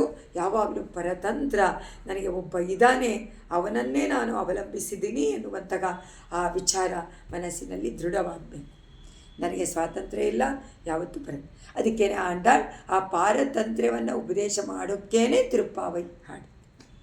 ಅವನನ್ನು ಎಬ್ಬಿಸಿ, ಅಪ್ಪ ನೀನು ಸ್ವತಂತ್ರ, ಈ ಜೀವಾತ್ಮಗಳೆಲ್ಲ ಮಕ್ಕಳೆಲ್ಲ ಪರತಂತ್ರರು, ನಿನ್ನನ್ನೇ ನಂಬಿದ್ದಾರೆ, ನಿನ್ನನ್ನೇ ಅವಲಂಬಿಸಿದ್ದಾರೆ, ಅದರಿಂದ ನೀನು ಅವರನ್ನು ರಕ್ಷಣೆ ಮಾಡಬೇಕು ಅಂತ ಮಧ್ಯದಲ್ಲಿ ಪಿರಾಟಿ ಇದ್ದು ಅದನ್ನು ತಿಳಿಸಿಕೊಡೋಕ್ಕೋಸ್ಕರ ಆಂಡಾಳ್ ಕೃಷ್ಣನನ್ನು ಎಬ್ಬಿಸಿ, ಅವನಿಗೆ ಅವನ ಸ್ವರೂಪವನ್ನು ತಿಳಿಸಿ, ಮಕ್ಕಳನ್ನು ಎಬ್ಬಿಸಿ, ಇವರಿಗೆ ಜೀವಾತ್ಮ ಸ್ವರೂಪವನ್ನು ತಿಳಿಸಿ, ನಿಮಗೆ ಬೇರೆ ಯಾವುದು ಅವಲಂಬನ ಇಲ್ಲ, ಅವನೇ ಗತಿ, ಅವನೇ ನಿಮ್ಮನ್ನು ಹಿಡ್ಕೊಂಡಿರೋದು.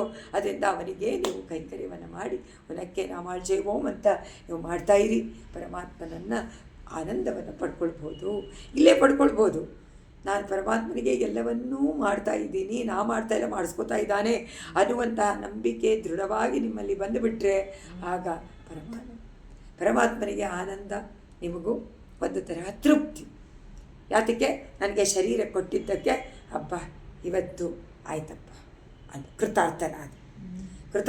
ಇವತ್ತು ಗೊತ್ತಾಯಿತು ನನಗೆ ಪರಮಾತ್ಮನಿಗೆ ಸಂಬಂಧಪಟ್ಟವನು, ಪರಮಾತ್ಮನಿಗೆ ಕೈಂಕರ್ಯ ಮಾಡಬೇಕು, ಅವನೊಬ್ಬನಿಗೆ ಅಡಿಯಾಳು, ಬೇರೆ ಯಾರಿಗೂ ನಾನು ಅಧೀನನಲ್ಲ, ಯಾವಾಗಲೂ ನಾನು ಪರತಂತ್ರ. ಶ್ರೀಮನ್ನಾರಾಯಣನಿಗೆ ಮೂರಂತ ಹೇಳ್ಕೊಳ್ಳಿ, ಅವ್ರು ಹೇಳ್ಕೊಳ್ಳಿ, ಅದು ನಮಗೆ ಇಲ್ಲ. ಯಾತಕ್ಕೆಂದರೆ ಬ್ರಹ್ಮನಿಂದ ಹಿಡಿದು ಒಂದು ಅಮೀಬಾ ಅಥವಾ ವೈರಸ್, ಆ ಒಂದು ಅಣುವಿನಲ್ಲೂ ಪರಮಾತ್ಮ ಇದೆ. ಇವರೆಲ್ಲರೂ ಜೀವಾತ್ಮ, ಅವನೊಬ್ಬ ಮಾತ್ರ ಸರ್ವವ್ಯಾಪಕತ್ವದಿಂದ ತೋರಿಸ್ತಾನೆ. ನನಗೊಬ್ಬನಿಗೆ ಅದು ಸಾಧ್ಯ, ಬೇರೆ ಯಾರಿಗೂ ಯಾವುದರಲ್ಲೂ ಪ್ರವೇಶ ಮಾಡೋಕ್ಕೆ ಸಾಧ್ಯ ಇಲ್ಲ. ಅವನು ಸಂಕಲ್ಪ ಮಾಡಿದರೆ ಮಾತ್ರ ಸಾಧ್ಯ, ಇಲ್ಲದೆ ಅಂದರೆ ಇಲ್ಲ. ಅದನ್ನು ಅಂತ ಹೇಳಿ ಇಲ್ಲಿ ಭಗವಂತನನ್ನು ಪ್ರಕಾಶಯಂತಿ ಪರಮಂ ಪುರುಷಂ, ಶ್ರೇಷ್ಠವಾದ ಆತ್ಮವಾದ ಆತ್ಮವಾದ ಉತ್ತಮ ಆತ್ಮವಾದ ಪರಮಾತ್ಮನನ್ನು ನೀನು ಪ್ರಕಾಶಪಡಿಸ್ತಾ ಇದೀಯಾ. ಯಂತಿ ತೋರಿಸುವಂತಹ ಪ್ರಣವಸ್ಯ ಪರ, ಪ್ರಣವದ ಮುಂದೆ ಇರೋದು ಯಾವುದು? ಅರ್ಧ ಮಾತ್ರ ಇವ. ಇದು ಅರ್ಧ ಮಾತ್ರೆಯೋ ವರ್ಣ ಉಚ್ಚಾರಣೆಯ ಕಾಲದಲ್ಲಿ ನಾವು ಅರ್ಧ ಮಾತ್ರೆ ಅಂತ ಹೇಳ್ತೀವಲ್ಲ, ಅದನ್ನು ನಮಗೆ ಸ್ವದತೆ, ಅದನ್ನು ನಮಗೆ ರುಚಿಯಾಗಿ ತಿಳಿಸಿಕೊಡ್ತೀಯಾ ಮಕಾರವನ್ನು. ಅಕಾರ ಇಲ್ಲದಿದ್ದರೆ ಜೀವಾತ್ಮ ಇಲ್ಲ ಅನ್ನುವಂಥ ಅದು ರುಚಿನೇ ಇಲ್ಲ ಅಂತ ತೋರಿಸ್ಕೊಡ್ತೀಯ. ಅದನ್ನು ಸೇರಿಸಿದ್ರೇ ರುಚಿ, ಸಕ್ಕರೆನ ಸೇರಿಸಿದ್ರೇ ರುಚಿ ಅಲ್ವಾ ಸ್ವೀಟ್ ಪದಾರ್ಥ.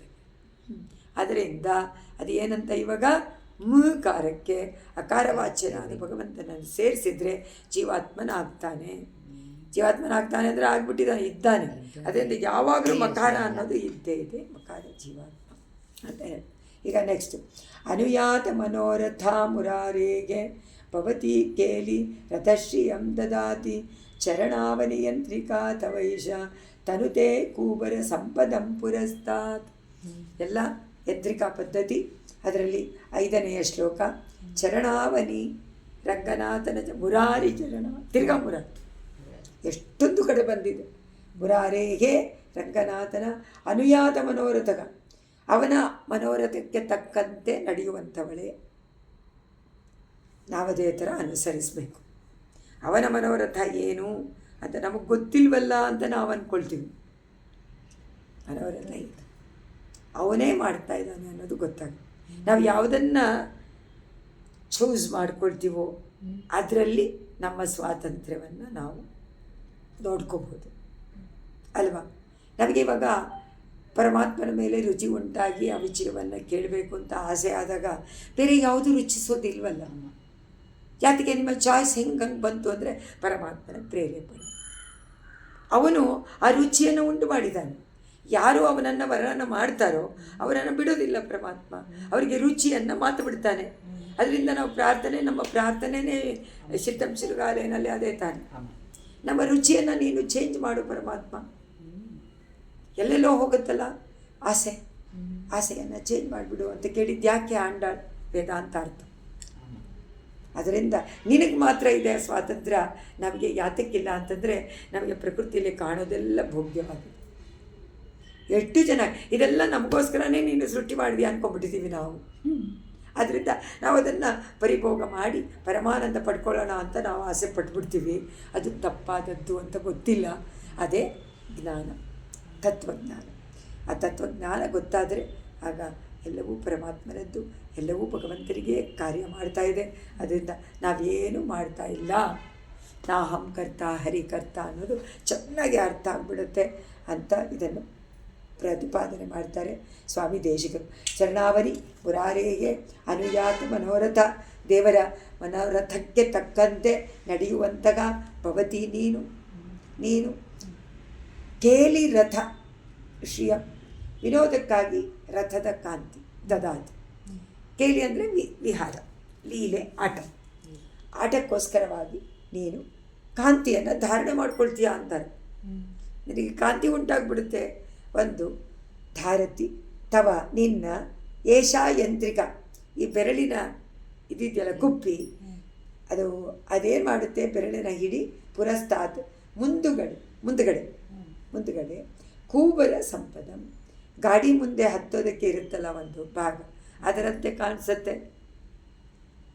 ಗಾಡಿನಲ್ಲಿ ಇವಾಗ ಒಂದು ಸ್ಟೆಪ್ ಇರುತ್ತಲ್ವಾ, ರಥವನ್ನು ಹತ್ತಬೇಕು ಅಥವಾ ನೀವು ಗಾಡಿ ಇರುತ್ತೆ, ಗಾಡಿನಲ್ಲಿ ಹಾಕಬೇಕಾದ್ರೆ ಮುಂದ್ಗಡೆ ಅವ್ರ ಡ್ರೈವರ್ ಹೇಗತ್ತಾನೆ, ಆ ಗಾಡಿಗೆ ಒಂದು ಮೆಟ್ಲು ಥರ ಕೊಟ್ಟಿರ್ತಾನೆ, ಅದ್ರ ಮೇಲೆ ಕಾಲು ಇಟ್ಕೊಂಡಿರ್ತಾನೆ, ಅದರಂತೆ ಕಾಣಿಸುತ್ತೆ. ಪರಮಾತ್ಮನನ್ನು ಹತ್ತಬೇಕು, ನೋಡಬೇಕು. ಅವನು ಪರಮಾತ್ಮ ವಿನೋದವಾಗಿ ನಿನ್ನನ್ನು ಧಾರಣೆ ಮಾಡಿಕೊಂಡು ಸಂಚಾರಕ್ಕೆ ಹೊರಡ್ತಾನೆ. ಮೆಟ್ಟಿಕೊಳ್ಳುವಂಥ ಸಮಯದಲ್ಲಿ ಬೆರಳುಗಳಿಂದ ಮೊದಲು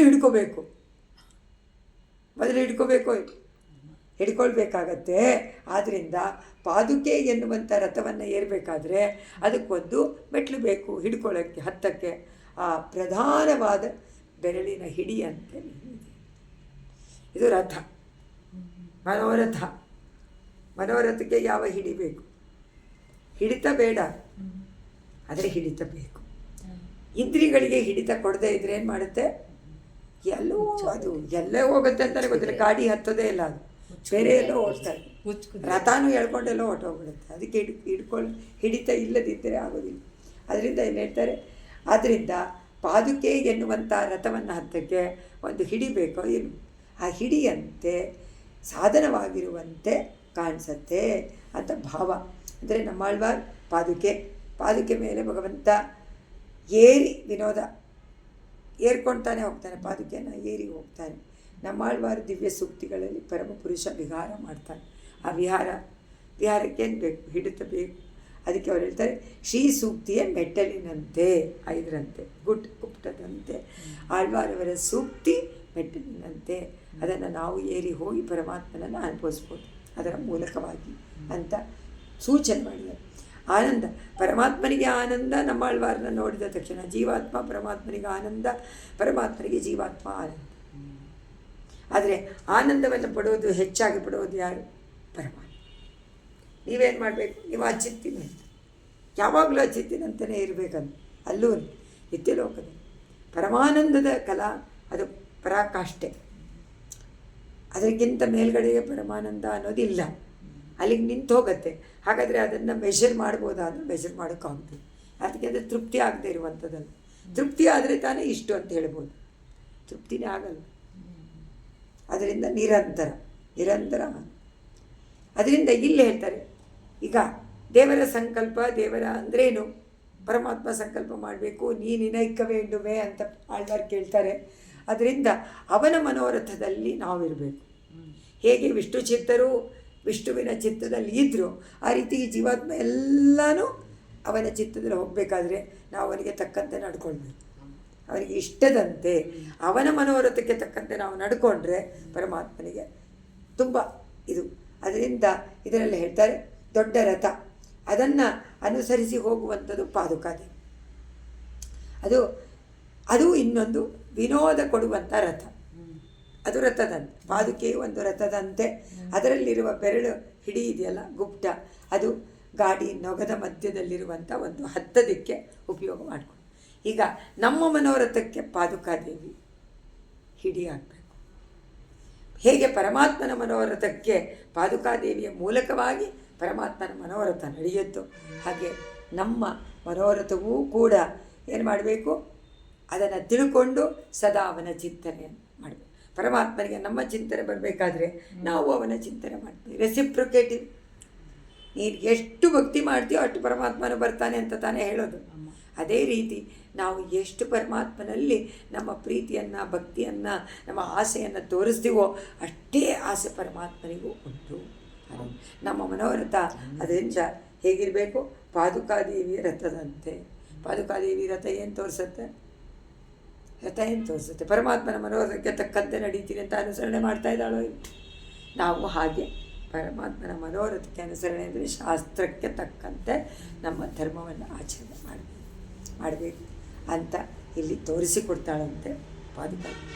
ನೋಡಿ, ಹಾಗೆ ಇರಿ ನೀವು. ಶಂಕೆ ಭವತ್ಯಾಗ ಸುಭಗಂ ಪ್ರತೀಕಂ ರಂಗೇಶ ಪಾದಾಂಗುಳಿ ಸಂಗ್ರಹಾರ್ಥಂ ತ್ರಾಣಾಯ ಪಾದಾವನಿ ವಿಷ್ಟಪಾನ ಆಜ್ಞಾಕರಿ ಅಂಗುಲಿ ಮುದ್ರಿಕಾಂತೆ. ಲೋಕದಲ್ಲಿ ಈಗ ಯಾರನ್ನಾದರೂ ತೋರಿಸ್ಬೇಕು ಅಂತಂದರೆ ನಾವು ಏನು ಮಾಡ್ತೀವಿ? ನಮ್ಮ ಕೈನಲ್ಲಿ ತೋರಿಸ್ತೀವಿ, ಅಲ್ಲಿದೆ ಅಂತೀವಿ. ಇನ್ನೂ ಕರೆಕ್ಟಾಗಿ ಅಲ್ಲಿ ಅಂತ ತೋರಿಸ್ಬೇಕಾದ್ರೆ ಈ ಒಂದು ಬೆರಳನ್ನು ಮಾತ್ರ, ಅದಕ್ಕೆ ತೋರು ಬೆರಳು ಅಂತಲೇ ತೋರಿಸುವಂಥ ಬೆರಳು ನಾವು ತೋರಿಸ್ತೀವೋ ಲೋಕದಲ್ಲಿ ಅವರನ್ನು. ಈಗ ಒಂದು ಅವರಿಗೆ ಒಂದು ಮಾರ್ಗವನ್ನು ತೋರಿಸೋಕ್ಕೆ, ಇನ್ನೊಂದು ಭಯ ಪಡಿಸೋಕ್ಕೆ, ಜಯ ವಿಜಯರು ಇಟ್ಕೊಂಡಿದ್ದಾರೋ ಇಲ್ವೋ ಆ ಥರ, ಇನ್ನೊಂದು ಬಾ ಅಂತ ಕರೆಯೋಕ್ಕೆ, ಬೇಕಾದಷ್ಟು ಇದೆ ಅದರಲ್ಲಿ. ಎಚ್ಚರ ಮಾಡೋಕ್ಕೆ, ಅವ್ರಿಗೆ ಭಯ ಪಡಿಸೋಕ್ಕೆ, ಇಲ್ಲ ಹೀಗೆ ಮಾಡು ಅಂತ ಆಜ್ಞೆ ಮಾಡೋದಕ್ಕೂ ಒಂದು ಬೆರಳು, ಎಚ್ಚರ ಮಾಡೋದಕ್ಕೂ ಒಂದು ಬೆರಳು, ಭಯ ಪಡಿಸೋದಕ್ಕೂ ಒಂದು ಬೆರಳು, ಎಲ್ಲ ತೋರು ಬೆರಳು. ಅದು ಒಂದೇ ಬೆರಳು. ಇದು ನಾವು ಲೋಕದಲ್ಲಿ ನೋಡಿ. ಅದಕ್ಕಾಗಿ ಹೆಬ್ಬೆಟ್ಟಿನ ಪಕ್ಕದ ಬೆರಳಿಗೆ ತೋರು ಬೆರಳು ಅಂತ ಹೆಸರು. ಇದು ಹೆಬ್ಬೆಟ್ಟು, ಅದರ ಪಕ್ಕದ ಆಜ್ಞೆ ಮಾಡುವಂಥ ಬೆರಳು ಅಂತ ಹೆಸರು ಉಂಟು. ಹಾಗೆ ಒಂದೊಂದು ಬೆರಳನ್ನು ಒಂದೊಂದು ರೀತಿ ಮಡಿಸಿ ಜೋಡಿಸಿಕೊಳ್ಳೋದಕ್ಕೆ ಮುದ್ರಾ, ಹೀಗಿಟ್ಕೊಳ್ಳೋಕೆ ಒಂದು ಮುದ್ರಾ, ವ್ಯಾಖ್ಯಾನ ಮುದ್ರಾ, ಹೀಗಿಟ್ಕೊಳ್ಳೋ ಆ ಥರ ಎಲ್ಲ ಉಂಟು, ಮುದ್ರೆಗಳು ಉಂಟು. ಅದರಿಂದ ಇಲ್ಲಿ ಓ ರಂಗನಾಥ, ಸ್ವಾಮಿ ದೇಶಿಕರು ಹೇಳ್ತಾರೆ, ನೀನು ಪರಮಾತ್ಮನ ಪಾದಾರವಿಂದವನ್ನು ಕಾಪಾಡ್ತಾ ಇದೆಯಾ, ರಕ್ಷಣೆ ಮಾಡ್ತಾ ಇದೆಯಾ. ನಿನ್ನ ಅದು ಕೈಂಕರ್ಯ ಪ್ರವೃತ್ತಿನೇ ನಿಂದದು, ಬೇರೆ ಏನಿಲ್ಲ ಪರಮಾತ್ಮನ ಜೊತೆ. ಅದರಿಂದ ಅದರ ಮೂಲಕವಾಗಿ ನೀನು ಪರಮಾತ್ಮ ಜಗತ್ತನ್ನು ರಕ್ಷಣೆ ಮಾಡ್ತಾನೆ, ಅದು ಅವನಿಗೆ ಭಾರ, ಅವನ ಭಾರ, ಅದು ಬಿಟ್ಟು ಬಿಡ್ತೀವಿ ನಾವು, ಅವನಿಗೆ ಕೊಟ್ಟಿದ್ದೀವಿ. ಆದರೆ ನೀನು ಅವನನ್ನು ಮೇಲೆ ಇಟ್ಕೊಂಡು ನೀನೇ ಜಗತ್ತನ್ನು, ಜಗತ್ತಿನ ಭಾರವನ್ನು ವಹಿಸಿಕೊಂಡು ನೀನೇ ಆಳ್ತಾ ಇದೀಯ, ನೀನೇ ವಹಿಸ್ಕೊಂಡು ಬಿಟ್ಟಿದೆಯಾ ಅಂತ ನಾನು ತಿಳ್ಕೊತೀನಿ. ಯಾಕಂದರೆ ಭಗವಂತನನ್ನೇ ನೀನು ಇಟ್ಕೊಂಡ್ಬಿಟ್ಟಿದೀಯ. ಅಂತಹ ನೀನು ಜಗತ್ತಿಗೆ ಯಾರು ಉಪದ್ರವ ಮಾಡಿದರೆ, ಕಷ್ಟ ಕೊಟ್ಟರೆ, ಅಥವಾ ಏನಾದರೂ ಮಾಡಿದರೆ, ವೈಷಮ್ಯ ಮಾಡಿದರೆ ನೀ ಏನು ಮಾಡ್ತೀಯ? ಅವಳು ಮಾಡ್ತಾಳಂತೆ, ನೋಡಿ ಈ ಥರ. ಸೊ ಪಾದುಕೆ ಗುಪ್ಟು ತೋರ್ಬೆರಳಿನಂತೆ. ಸೊ ಆಜ್ಞೆ ಮಾಡ್ತಾ ಇದ್ದಾಳಂತೆ, ಭಯಪಡಿಸ್ತಾ ಇದ್ದಾಳಂತೆ, ಎಚ್ಚರ ಮಾಡ್ತಾ ಇದ್ದಾಳಂತೆ, ಮಾಡಬೇಡಿ ಅಂತಾಳಂತೆ, ನೋಡಿ ಶಿಕ್ಷೆ ಕೊಡ್ತೀನಿ ಅಂತಾಳೆ. ಪಾದುಕೆಯನ್ನು ಯಾರ್ಯಾರು ಸಂದರ್ಶನ ಮಾಡೋಕ್ಕೆ, ದೇವರನ್ನು ಸಂದರ್ಶನಕ್ಕೆ ಮಾಡೋಕ್ಕೆ ಬರ್ತಾರೋ ಅವರಿಗೆಲ್ಲ ಹುಷಾರಂತ ತೋರಿಸ್ತಾ ಇದ್ದಾಳಂತೆ. ಆ ಗುಪ್ಟು ಅದು ತೋರಿಸತ್ತೆ ಅಂತ. ಎರಡು ಮಧ್ಯದಲ್ಲಿದೆ ತಾನೆ, ಹೆಬ್ಬೆಟ್ಟಿನ ಪಕ್ಕದಲ್ಲಿ ತಾನೇ ಅದಿರೋದು. ಅದರಿಂದ ಈ ಬೆರಳದಿಕ್ಕೆ ಹೊಟ್ಟೋಯ್ತು ವಿಶೇಷಣ. ಯಾತಕ್ಕೆ ಹೊಟ್ಟೋಯ್ತು? ಈಗ ಅದು ಪ್ರಯೋಜನ ಇಲ್ಲ, ಗುಪ್ಟೆ ಪ್ರಯೋಜನ ಅಂತಾರೆ, ತೋರು ಬೆರಳದು. ಅದನ್ನು ಉಪಯೋಗ ಮಾಡ್ಕೊಂಡಿದ್ದಾಳಂತೆ ಪಾದುಕಾದೇವಿ.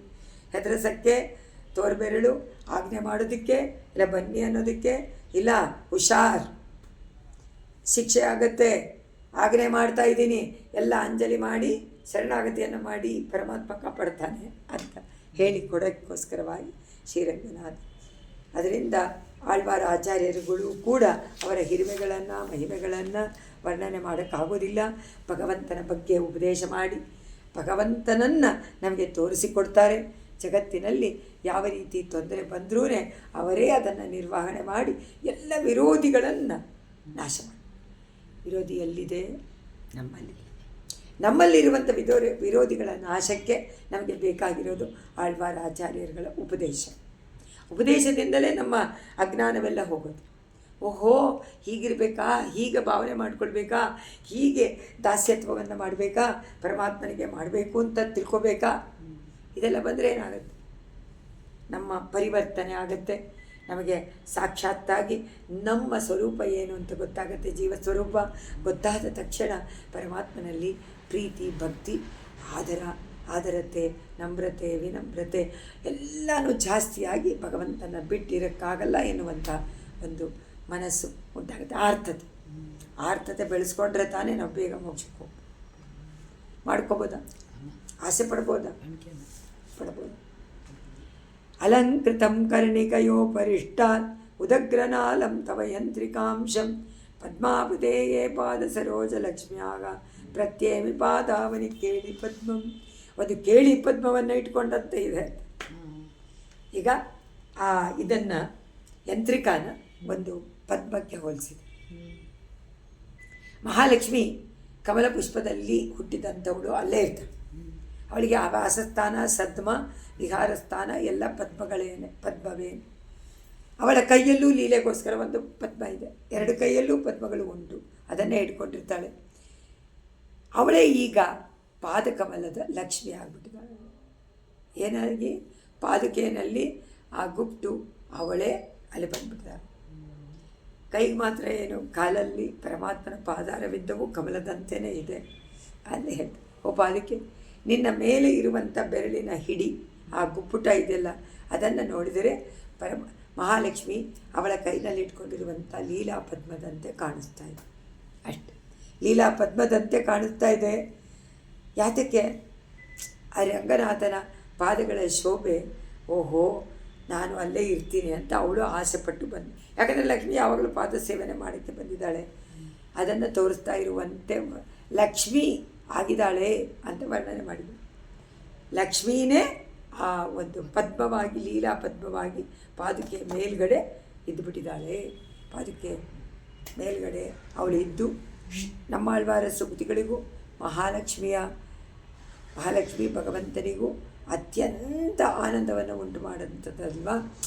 ಯಾತಕ್ಕೆ ಅಂತಂದರೆ ಪರಮಾತ್ಮನಿಗೆ ವಿಹಾರಕ್ಕೋಸ್ಕರವಾಗಿ ಜೀವಾತ್ಮಗಳು, ಅದರಿಂದ ಒಂದೊಂದು ಜೀವಾತ್ಮನಿಗೂ ಒಂದೊಂದು ಕೆಲಸವನ್ನು ಕೊಟ್ಟಿದ್ದಾರೆ. ನೀವು ಇದನ್ನು ಮಾಡ್ತಾಯಿರಿ, ನನಗೆ ಸಂತೋಷ ಆಗುತ್ತೆ ಅಂತ. ಆದರೆ ನಾವು ಮಾಡ್ತಾಯಿದ್ದೀವಿ ಅಂತ ನಾವು ಅಂದ್ಕೊಂಡು ನಾವು ಸಂತೋಷ ಪಡ್ಕೋತಾ ಇದ್ದೀವಿ. ಅವನ ಸಂತೋಷಕ್ಕಾಗಿ ಅಂತ ಮಾಡ್ತಾ ಇಲ್ಲ, ಅದನ್ನು ಚೇಂಜ್ ಮಾಡ್ಕೊಳ್ಬೇಕು ಅಷ್ಟೆ. ಎಲ್ಲವೂ ಅವನ ಸಂತೋಷಕ್ಕೋಸ್ಕರ. ಅದನ್ನೇ ಹೇಳಿಬಿಟ್ಟು ಇಲ್ಲಿ ಹೇಳ್ತಾರೆ, ಲೀಲಾ ಕಮಲವಾಗಿ ಕೇಳಿ ಪದ್ಮಂ. ಕೇಳಿ ಅಂದರೆ ಆಟ, ಆಟಕ್ಕೋಸ್ಕರವಾಗಿ ಕಮಲದ ಹೂವು ಅನ್ನುವಂತೆ ಪ್ರತ್ಯೇಮಿ. ತಿಳಿತೀನಿ ಅಂತಾರೆ ದೇಶಿಕ.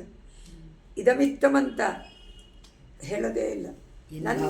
ನನ್ನ ಭಾವನೆ ನನಗೆ ಅನಿಸುತ್ತೆ ಪಾದುಕಾದೇವಿ, ನೀನು ಒಂದು ಕೇಲಿ ಪದ್ಮ ಆಗಿಬಿಟ್ಯಾ, ಲಕ್ಷ್ಮೀನೇ ಏನಾದರೂ ಅಲ್ಲಿ ಬಂದುಬಿಟ್ಟಿದ್ದಾಳೆ, ಅವಳು ಆಸೆ ಪಟ್ಟುಬಿಟ್ಟು ಪರಮಾತ್ಮನ ಪಾದದಲ್ಲಿ ಇರಬೇಕು ಅಂತ ಶೋಭಾಯಮಾನವಾಗಿ ಲಕ್ಷ್ಮೀನೇ ಏನಾದರೂ ಬಂದಿದ್ದಾಳೇನೋ ಲೀಲಾ ಪುಷ್ಪವಾಗಿ. ಅಂದರೆ ಅದು ಒಂದು ಮೊಗ್ಗಿನಂತೆ ಕಾಣಿಸ್ತಾ ಇದೆ. ಲಕ್ಷ್ಮಿ ಎರಡು ಕೈನಲ್ಲೂ ಎರಡು ಕಮಲ ಹಿಡ್ಕೊಂಡಿದ್ದಾಳಲ್ಲ, ಅದಿಲ್ಲಿ ಬಂದ್ಬಿಡ್ತು ಅಂತಾರೆ. ಲಕ್ಷ್ಮೀನೇ ಬಂದ್ಬಿಟ್ಲು ಅಂತಾರೆ ಕೇಲಿ ಪದ್ಮವಾಗಿ ಅಂತ ಇಲ್ಲಿ ಹೇಳ್ತಾರೆ. ನೆಕ್ಸ್ಟ್ ಶ್ಲೋಕ ಅಲಂಕೃತಂ ಕರ್ಣಿಕಯೋಪರಿಷ್ಟಾತ್. ಆ ಶ್ಲೋಕದ ಅರ್ಥ ಉಪರಿಷ್ಟಾತ್ ಅಂದರೆ ಮೇಲುಗಡೆ, ಕರ್ಣಿಕಯ ಅಂದರೆ ಕರ್ಣಿಕ, ಮಧ್ಯದಲ್ಲಿ ಇರುವಂಥದ್ದು, ತಾವರೆ ಪುಷ್ಪದ ಮಧ್ಯದಲ್ಲಿ ಇರುವಂಥ ಕಾಯ, ಅದಕ್ಕೆ ಕರ್ಣಿಕ ಅಂತ ಹೆಸರು. ನಡುಭಾಗದಿಂದ ಅಲಂಕೃತಂ ಅಲಂಕಾರಕ್ಕೋಸ್ಕರವಾಗಿ ಉದಗ್ರ ನಾಲ ಮೇಲ್ಮುಖವಾಗಿ ನಿಂತಿರುವ ಹುಟ್ಟಿರುವಂತಹ ನಾಲ. ತಾವರೆಗೆ ಒಂದು ನಾಳ ಉಂಟು, ಅದನ್ನು ಹೇಳ್ತಾ ಇದ್ದಾರೆ. ತವ ನಿನ್ನ ಯಂತ್ರಿಕಾಂಶ, ಅದೇನಾದರೂ ಆ ಯಂತ್ರಿಕಾಂಶ ನಿನ್ನ ಬೆರಳು ಇದೆಯಲ್ಲ ಯಂತ್ರಿಕದ, ಪದ್ಮಾಪತೆಗೆ ಪಾದ ಸರೋಜ ಲಕ್ಷ್ಮಿಯಾಗ. ಓ ಲಕ್ಷ್ಮಿ ಪಾದ ಇದರಲ್ಲಿ ಕಮಲದಲ್ಲಿ ಕೂತಿದ್ದಾಳೆ, ಕೈಯಲ್ಲೂ ಕಮಲ ಹಿಡ್ಕೊಂಡಿದ್ದಾಳೆ. ಆಗ ಪರಮಾತ್ಮನ ಪಾದ ಸರೋಜದಲ್ಲಿ ಇರಬೇಕು ಅಂತ ಆಸೆ ಆಯಿತು. ಅದಕ್ಕೋಸ್ಕರವಾಗಿ ಏನು ಮಾಡಿದ್ಲು, ಯಂತ್ರಿಕಾ ರೂಪದಲ್ಲಿ ಬಂದು ಕೂತ್ಕೊಂಡ್ಬಿಟ್ಟು. ಯಂತ್ರಿಕಾ ರೂಪದಲ್ಲಿ ಕೂತ್ಕೊಂಡಿರೋದ್ರಿಂದ ಅದು ಯಂತ್ರಿಕ ಏನಾಯಿತು, ಕೇಲಿ ಪದ್ಮವಾಯಿತು. ಲಕ್ಷ್ಮಿ ಪಾದದಲ್ಲಿದ್ದಾಳೆ. ಅವಳ ಇದ್ದಾಳೆ ಅನ್ನೋದಕ್ಕೆ ಏನು ಪ್ರಮಾಣ, ಆ ಯಂತ್ರಿಕ. ಕೈಯಲ್ಲಿ ಕೇಲಿ ಪದ್ಮ ಇದೆಯೋ ಇಲ್ವೋ, ಅವಳೇ ಲಕ್ಷ್ಮಿ, ಆ ಸ್ವರೂಪದಲ್ಲಿದ್ದಾಳೆ. ಲಕ್ಷ್ಮೀ ಸ್ವರೂಪದಲ್ಲಿ, ಆ ಯಂತ್ರಿಕಾ ಸ್ವರೂಪದಲ್ಲಿ ಮಹಾಲಕ್ಷ್ಮಿನೇ ಸಾಕ್ಷಾತ್ತಾಗಿ ಅಲ್ಲಿ ಬಂದಿದ್ದಾಳೆ ಅಂತ ನನಗನ್ಸುತ್ತೆ ಅಂತ ಅನಿಸುತ್ತೆ. ಉಪರಿ ವಿನಿಹಿತಸ್ಯ ಕೇಶವಾಂಗ್ರೇಗೆ ಉಪರಿ ಪದಾವನಿ ಯಂತ್ರಿಕಾತ್ಮಿಕಾತ್ವಂ ಇತಿ ತವ ಮಹಿಮಾ ಲಘು ಕರೋತಿ ಪ್ರಣತ ಸುರೇಶ್ವರ ಶೇಖರಾದಿರೋಗಂ. ನಿನ್ನ ಮಹಿಮೆಯನ್ನು ಲಘು ಕರೋತಿ, ತುಂಬ ಕೀಳು ಮಾಡಿಬಿಡ್ತಾಳಂತೆ ಅಮ್ಮ ಪಾದಕ್ಕೆ. ನೀನು ಪರಮಾತ್ಮನ ದೇವರ ಪಾದಗಳನ್ನು, ಪರಮಾತ್ಮನ ಪಾದಾರವಿಂದವನ್ನು ರಕ್ಷಣೆ ಮಾಡ್ತಾ ಇದೀಯಾ. ಯಾವಾಗಲೂ ಅಲ್ಲೇ ಇದ್ದು ರಕ್ಷಣೆ ಮಾಡುವಂತಳು. ಅದರಿಂದ ನೀನು ತುಂಬ ಮೇಲೆ ಎನಿಸ್ಬಿಟ್ಟಿದೀಯ. ಪ್ರವೃತ್ತಿನಲ್ಲಿ ಕೈಂಕರ್ಯದಲ್ಲಿ ನೀನೇ ಮೊದಲು ಅಂತ ತೋರಿಸಿಕೊಟ್ಬಿಟ್ಟಿದೀಯಾ. ನಿನ್ನ ಮಹಿಮೆ ಹಿರಿಮೆ ನೋಡಿದರೆ ದೇವರಿಗಿಂತ ಜಾಸ್ತಿ ಅಂತಾನೆ ಅನಿಸುತ್ತೆ. ಎಷ್ಟೋ ಪಾಲು ಹೆಚ್ಚಾಗಿದೆ. ಇದನ್ನು ನೀನೇ ತೋರಿಸಿಕೊಡ್ತಾ ಇದೀಯಾ. ಯಾವುದರ ಮೂಲಕ, ನಿನ್ನ ಬೆರಳು ಹಿಡಿ ರೂಪದಲ್ಲಿ ದೇವರ ಪಾದಗಳಿಗಿಂತ ನಾನೇ ಮೇಲು ಅಂತ ಅದ್ರ ಮೇಲೆ ಕಾಣಿಸ್ಕೊತೆ. ಪಾದಗಳಿಗಿಂತ ನೀನು ಮೇಲು ಅಂತ ತೋರಿಸೋಕ್ಕೋಸ್ಕರ ಅದರಲ್ಲಿ ಮೇಲಕ್ಕೆ ಬಂದುಬಿಟ್ಟಿದ್ಯಾ. ಕಮಲ ಪುಷ್ಪ ಹೇಗೆ ಮೇಲೆ ಬಂದು ನಾಳ ಕಾಣುತ್ತೆ, ಬರೀ ಕಮಲಗಳು ಕಾಣಿಸುತ್ತೋ ತಟಾಕದಲ್ಲಿ, ಆ ರೀತಿಯಾಗಿ ನೀನು ಬೆಳಗ್ತಾ ಇದೀಯಾ. ಅದನ್ನು ನಮಗೆ ತಿಳಿಸಿಕೊಡೋಕ್ಕೋಸ್ಕರ ನೀನೇ ವಹಿಸಿಕೊಂಡಿರುವಂತೆ ನಮಗೆ ತಿಳಿಸಿಕೊಡ್ತಾ ಇದೀಯಾ, ಬೆಳಗ್ತಾ ಇದೀಯಾ. ಈ ಎಲ್ಲ ಶ್ರೇಷ್ಠವಾದ ದೇವತೆಗಳೆಲ್ಲ ಶ್ರೇಷ್ಠರು, ಬ್ರಹ್ಮರುದ್ರಾದಿ ದೇವತೆಗಳು ಅವರೆಲ್ಲ ಅದರಿಂದ ನಿಮ್ಮನ್ನು ತಮ್ಮ ತಲೆಗಳ ಮೇಲೆ ಧಾರಣೆ ಮಾಡಿಕೊಳ್ತಾರೆ. ನಿಮ್ರತೆಯಿಂದ ಅದನ್ನು ಇಟ್ಕೊಳ್ತಾರೆ. ಅದರಿಂದ ನಿನ್ನ ಮಹಿಮೆ ಎಲ್ಲದಕ್ಕಿಂತ ಜಾಸ್ತಿ ವರ್ಣನೆ ಮಾಡೋಕ್ಕಾಗೋದೇ ಇಲ್ಲ, ಖಂಡಿತ ಸಾಧ್ಯ ಇಲ್ಲ. ಪರಮಾತ್ಮನ ಪಾದಾರವಿಂದದ ಮಹಿಮೆಗಿಂತ ನಿನ್ನ ಮಹಿಮೆ ಉತ್ಕೃಷ್ಟವಾದದ್ದು, ಎಷ್ಟೋ ಪಟ್ಟು ಮೇಲಾದದ್ದು. ಈ ರೀತಿ ತೋರೋದು ಅಷ್ಟೇನೂ ಹೆಚ್ಚಿನದಲ್ಲ ಅಂತ ದೇಶಿಕ ಅಂತ ಹೇಳಿಬಿಡ್ತಾರೆ. ತುಂಬ ಹೆಚ್ಚಿನದು ಅಂತ ಹೇಳಿಬಿಟ್ಟು ಅದೇನು ಹೆಚ್ಚಿನದಲ್ಲ. ಯಾವುದು ಗೊತ್ತಾ, ಅಲ್ಪವಾದದ್ದು. ದೇವರೇ ತನ್ನ ಪಾದಗಳ ಮೇಲೆ ನಿನ್ನನ್ನು ಧರಿಸ್ಕೊಂಡಿರ್ಬೇಕಾದ್ರೆ ಯಾವುದು ಹೆಚ್ಚು, ನೀನೇ ಹೇಳು. ಪರಮಾತ್ಮನೇ ನಿನ್ನನ್ನು ಧಾರಣೆ ಮಾಡ್ಕೊಳ್ಬೇಕಾದ್ರೆ ಯಾರು ಹೆಚ್ಚಿವಾಗ, ನಿನಗೆ ಹೆಚ್ಚು ವೈಭವ. ಅದರಿಂದ ಇದು ಸಾಮಾನ್ಯವಲ್ಲ. ನಿನ್ನನ್ನು ನೋಡಿದರೆ ಗೊತ್ತಾಗ್ಬಿಡುತ್ತೆ. ಆದರೆ ಅದಕ್ಕಿಂತ ಹೆಚ್ಚಾಗಿ ನಿನ್ನನ್ನು ಧರಿಸಿಕೊಂಡಿರುವಾಗ ಯಾವುದು ಹೆಚ್ಚು ಅಂತ ನೋಡಿದರೆ ನಿನ್ನದೇ ವೈಭವ ಹೆಚ್ಚು ಅಂತ ಹೇಳಿ. ಯಾಕೆಂದರೆ ಪರಮಾತ್ಮ ಅವರಿಗೆ ಸ್ವಾತಂತ್ರ್ಯ ಉಂಟಲ್ವ, ಪಾದಕೆಯನ್ನು ಸ್ಪೆಷಲಾಗಿ ಹಿಡ್ಕೊಂಡ್ಬಿಟ್ಟಿದ್ದಾನೆ. ಯಾವ ಜೀವಾತ್ಮನನ್ನು ಸ್ಪೆಷಲ್ಲಾಗಿ ವರ್ಣ ಮಾಡ್ತಾನೋ ಪರಮಾತ್ಮ, ಅವರಿಗೆ ಕೈಂಕರ್ಯ ಪ್ರಾಪ್ತಿ ಸಂಪೂರ್ಣವಾಗಿ ಕೊಟ್ಟು ಮಾಡಿಸ್ಕೊಳ್ತಾ ಇರ್ತಾರೆ. ಅದೇ ಇದರಲ್ಲಿ ಬರ್ತದೆ. ಅವನ ಕೈಂಕರ್ಯಕ್ಕೋಸ್ಕರವೇ ನಾವಿರೋದು ಅಂದ ಮೇಲೆ ಮಾಡೋದೆಲ್ಲ ಅವನಿಗೆ. ಅವ್ರಿಗೆ ಯಾವುದು ಇಷ್ಟವೋ ಅದನ್ನು ಮಾಡಿಸ್ಕೊಳ್ಳೋಕ್ಕೆ ಕೆಲವರನ್ನು ಮಾತ್ರ ಆರಿಸಿಕೊಳ್ತಾನೆ. ಅದರಿಂದ ಯಮಯ ವೈಷಭ್ರೂಣತೆ ತೇನ ಲಭ್ಯಾಗ. ಅವ್ರು ಯಾರನ್ನು ವರ್ಣ ಮಾಡ್ತಾನೋ ಅವ್ರಿಗೆ ಲಭ್ಯ, ಎಲ್ಲರಿಗೂ ಲಭ್ಯ ಇಲ್ಲ ಅಂತ ನೀವೇನು ಅಂದ್ಕೊಂಡ್ರೆ ನಿಮ್ಮನ್ನು ಅವನು ವರ್ಣ ಮಾಡಿಲ್ಲ ಅಂತ ಅರ್ಥ. ವರ್ಣ ಮಾಡ್ಕೊಳ್ಬೇಕಾದ್ರೆ ಏನು ಮಾಡಬೇಕು? ಅವನು ಇಷ್ಟವಾಗಿ ನಡ್ಕೊಳ್ಬೇಕು. ಇಷ್ಟವಾಗಿ ನಡ್ಕೊಳ್ಳೋಕ್ಕೆ ಅವನಿಗೆ ಎಲ್ಲವನ್ನೂ ಕೈಂಕರ್ಯ ಅಂತ ಒಪ್ಪಿಸಿದಾಯಿತು. ಆದರೆ ಆ ಒಪ್ಪುಗೊಂಡಿರುವಂಥದ್ದು ನಮಗೆ ಗೊತ್ತಾಗಬೇಕಾದ್ರೆ ಭಾಗವತರ ಕೈಂಕರ್ಯ ಒಪ್ಕೊಳ್ಳೋದು ಪರಮಾತ್ಮನಿಗೆ ಅಂತ ಮಾಡಿದರೆ ಅವನು ಒಪ್ಕೊಳ್ಳೋದು ನಮಗೆ ಕಾಣಿಸಲ್ವಲ್ಲ. ಬೇರೆಯವ್ರಿಗೆ ಮಾಡಿದರೆ, ಭಾಗವತರಿಗೆ ಭಕ್ತರಿಗೆ ಮಾಡಿದ್ರೆ ಏನಾಗುತ್ತೆ? ಅವ್ರು ಸಂತೋಷ ಪಡ್ತಾರೆ, ಓ ಪರಮಾತ್ಮನಿಗೆ ಇಷ್ಟ ಆಗುತ್ತೆ. ಆವಾಗ ಪರಮಾತ್ಮನಿಗೆ ಇಷ್ಟವಾಯಿತು ಅಂತ ನಾವೇನು ಅನ್ಕೋತೀವಿ, ನಾನು ಮಾಡಿದೆ, ನಾನು ಅದು ಬರಬಾರ್ದು ಕೂಡ. ಅದು ಬರದೇ ಇದ್ದರೆ ಪರಮಾತ್ಮನ ಕೈಂಕರ್ಯವಾಯಿತು, ಇಲ್ಲ ಅಂದರೆ ಕರ್ಮ ಆಯ್ತು ಅಷ್ಟೆ. ಅದಕ್ಕೆ ಕೃಷ್ಣ ಹೇಳಿದು ಯೋಗ ಮಾಡ್ಕೊ ಅಂತಾನೆ. ಯೋಗ ಮಾಡ್ಕೊಳ್ಳೋಕ್ಕೆ ಸಾತ್ವಿಕ ತ್ಯಾಗ ಮಾಡು, 3 ತ್ಯಾಗ. ಕರ್ತೃ ನೋಡಿ ಎಷ್ಟು ಸುಂದರ ಭಗವದ್ಗೀತೆ, ಅದನ್ನು ತಿಳಿಸ್ಕೊಟ್ಬಿಡುತ್ತೆ. ಕಷ್ಟನೇ ಪಡಬೇಕಾಗಿಲ್ಲ ಇಷ್ಟು ಅರ್ಥ ಮಾಡ್ಕೊಳ್ಳೋದು. ಕರ್ಮಣ್ಯವಾಧಿಕಾರಸ್ತೆ, ಆ ಕರ್ಮನೂ ನಾನಲ್ಲ ಅಂತ ಮಾಡು ಅಂತಾನೆ ಅರ್ಜುನನಿಗೆ. ನನಗೋಸ್ಕರ ಮಾಡ್ತಾ ಇದ್ದೀನಿ ಯುದ್ಧನ ಅಂತ ಹೇಳು, ನಿನಗೋಸ್ಕರ ಯುದ್ಧ ಮಾಡ್ತಾ ಇಲ್ಲ, ನಿನಗೋಸ್ಕರ ಯುದ್ಧ ಮಾಡ್ತಾ ಇಲ್ಲ. ಅದರಿಂದ ಕರ್ಮಣ್ಯ ಅಧಿಕಾರ ಮಾಡು. ಯಾರು ಮಾಡ್ತಾ ಇದ್ದೀನಿ? ನಾ ಮಾಡುತ್ತಾ ಇದ್ದೀನಿ ಅಂತ ಮಾಡು, ನನಗೋಸ್ಕರ ಮಾಡು. ಆ ಫಲವನ್ನು ನನಗೆ ಕೊಟ್ಬಿಡು. ಅಲ್ಲಿ ನೀ ಗೆಲ್ತೀಯೋ ಬಿಡ್ತೀಯೋ, ಅವನು ಹೇಳ್ತಾನೆ ಅರ್ಜುನ, ಅಯ್ಯೋ ಇಷ್ಟು ರಕ್ತಸ್ರಾವವಾಗುತ್ತಲ್ಲ, ಇಷ್ಟು ರಕ್ತ ಕೂಡಿರುವಂಥ ಸಿಂಹಾಸನದ ಮೇಲೆ ನಾನು ಯಾಕೆ ಕೂತ್ಕೊಳ್ಳಿ ಅಂತಾನೆ.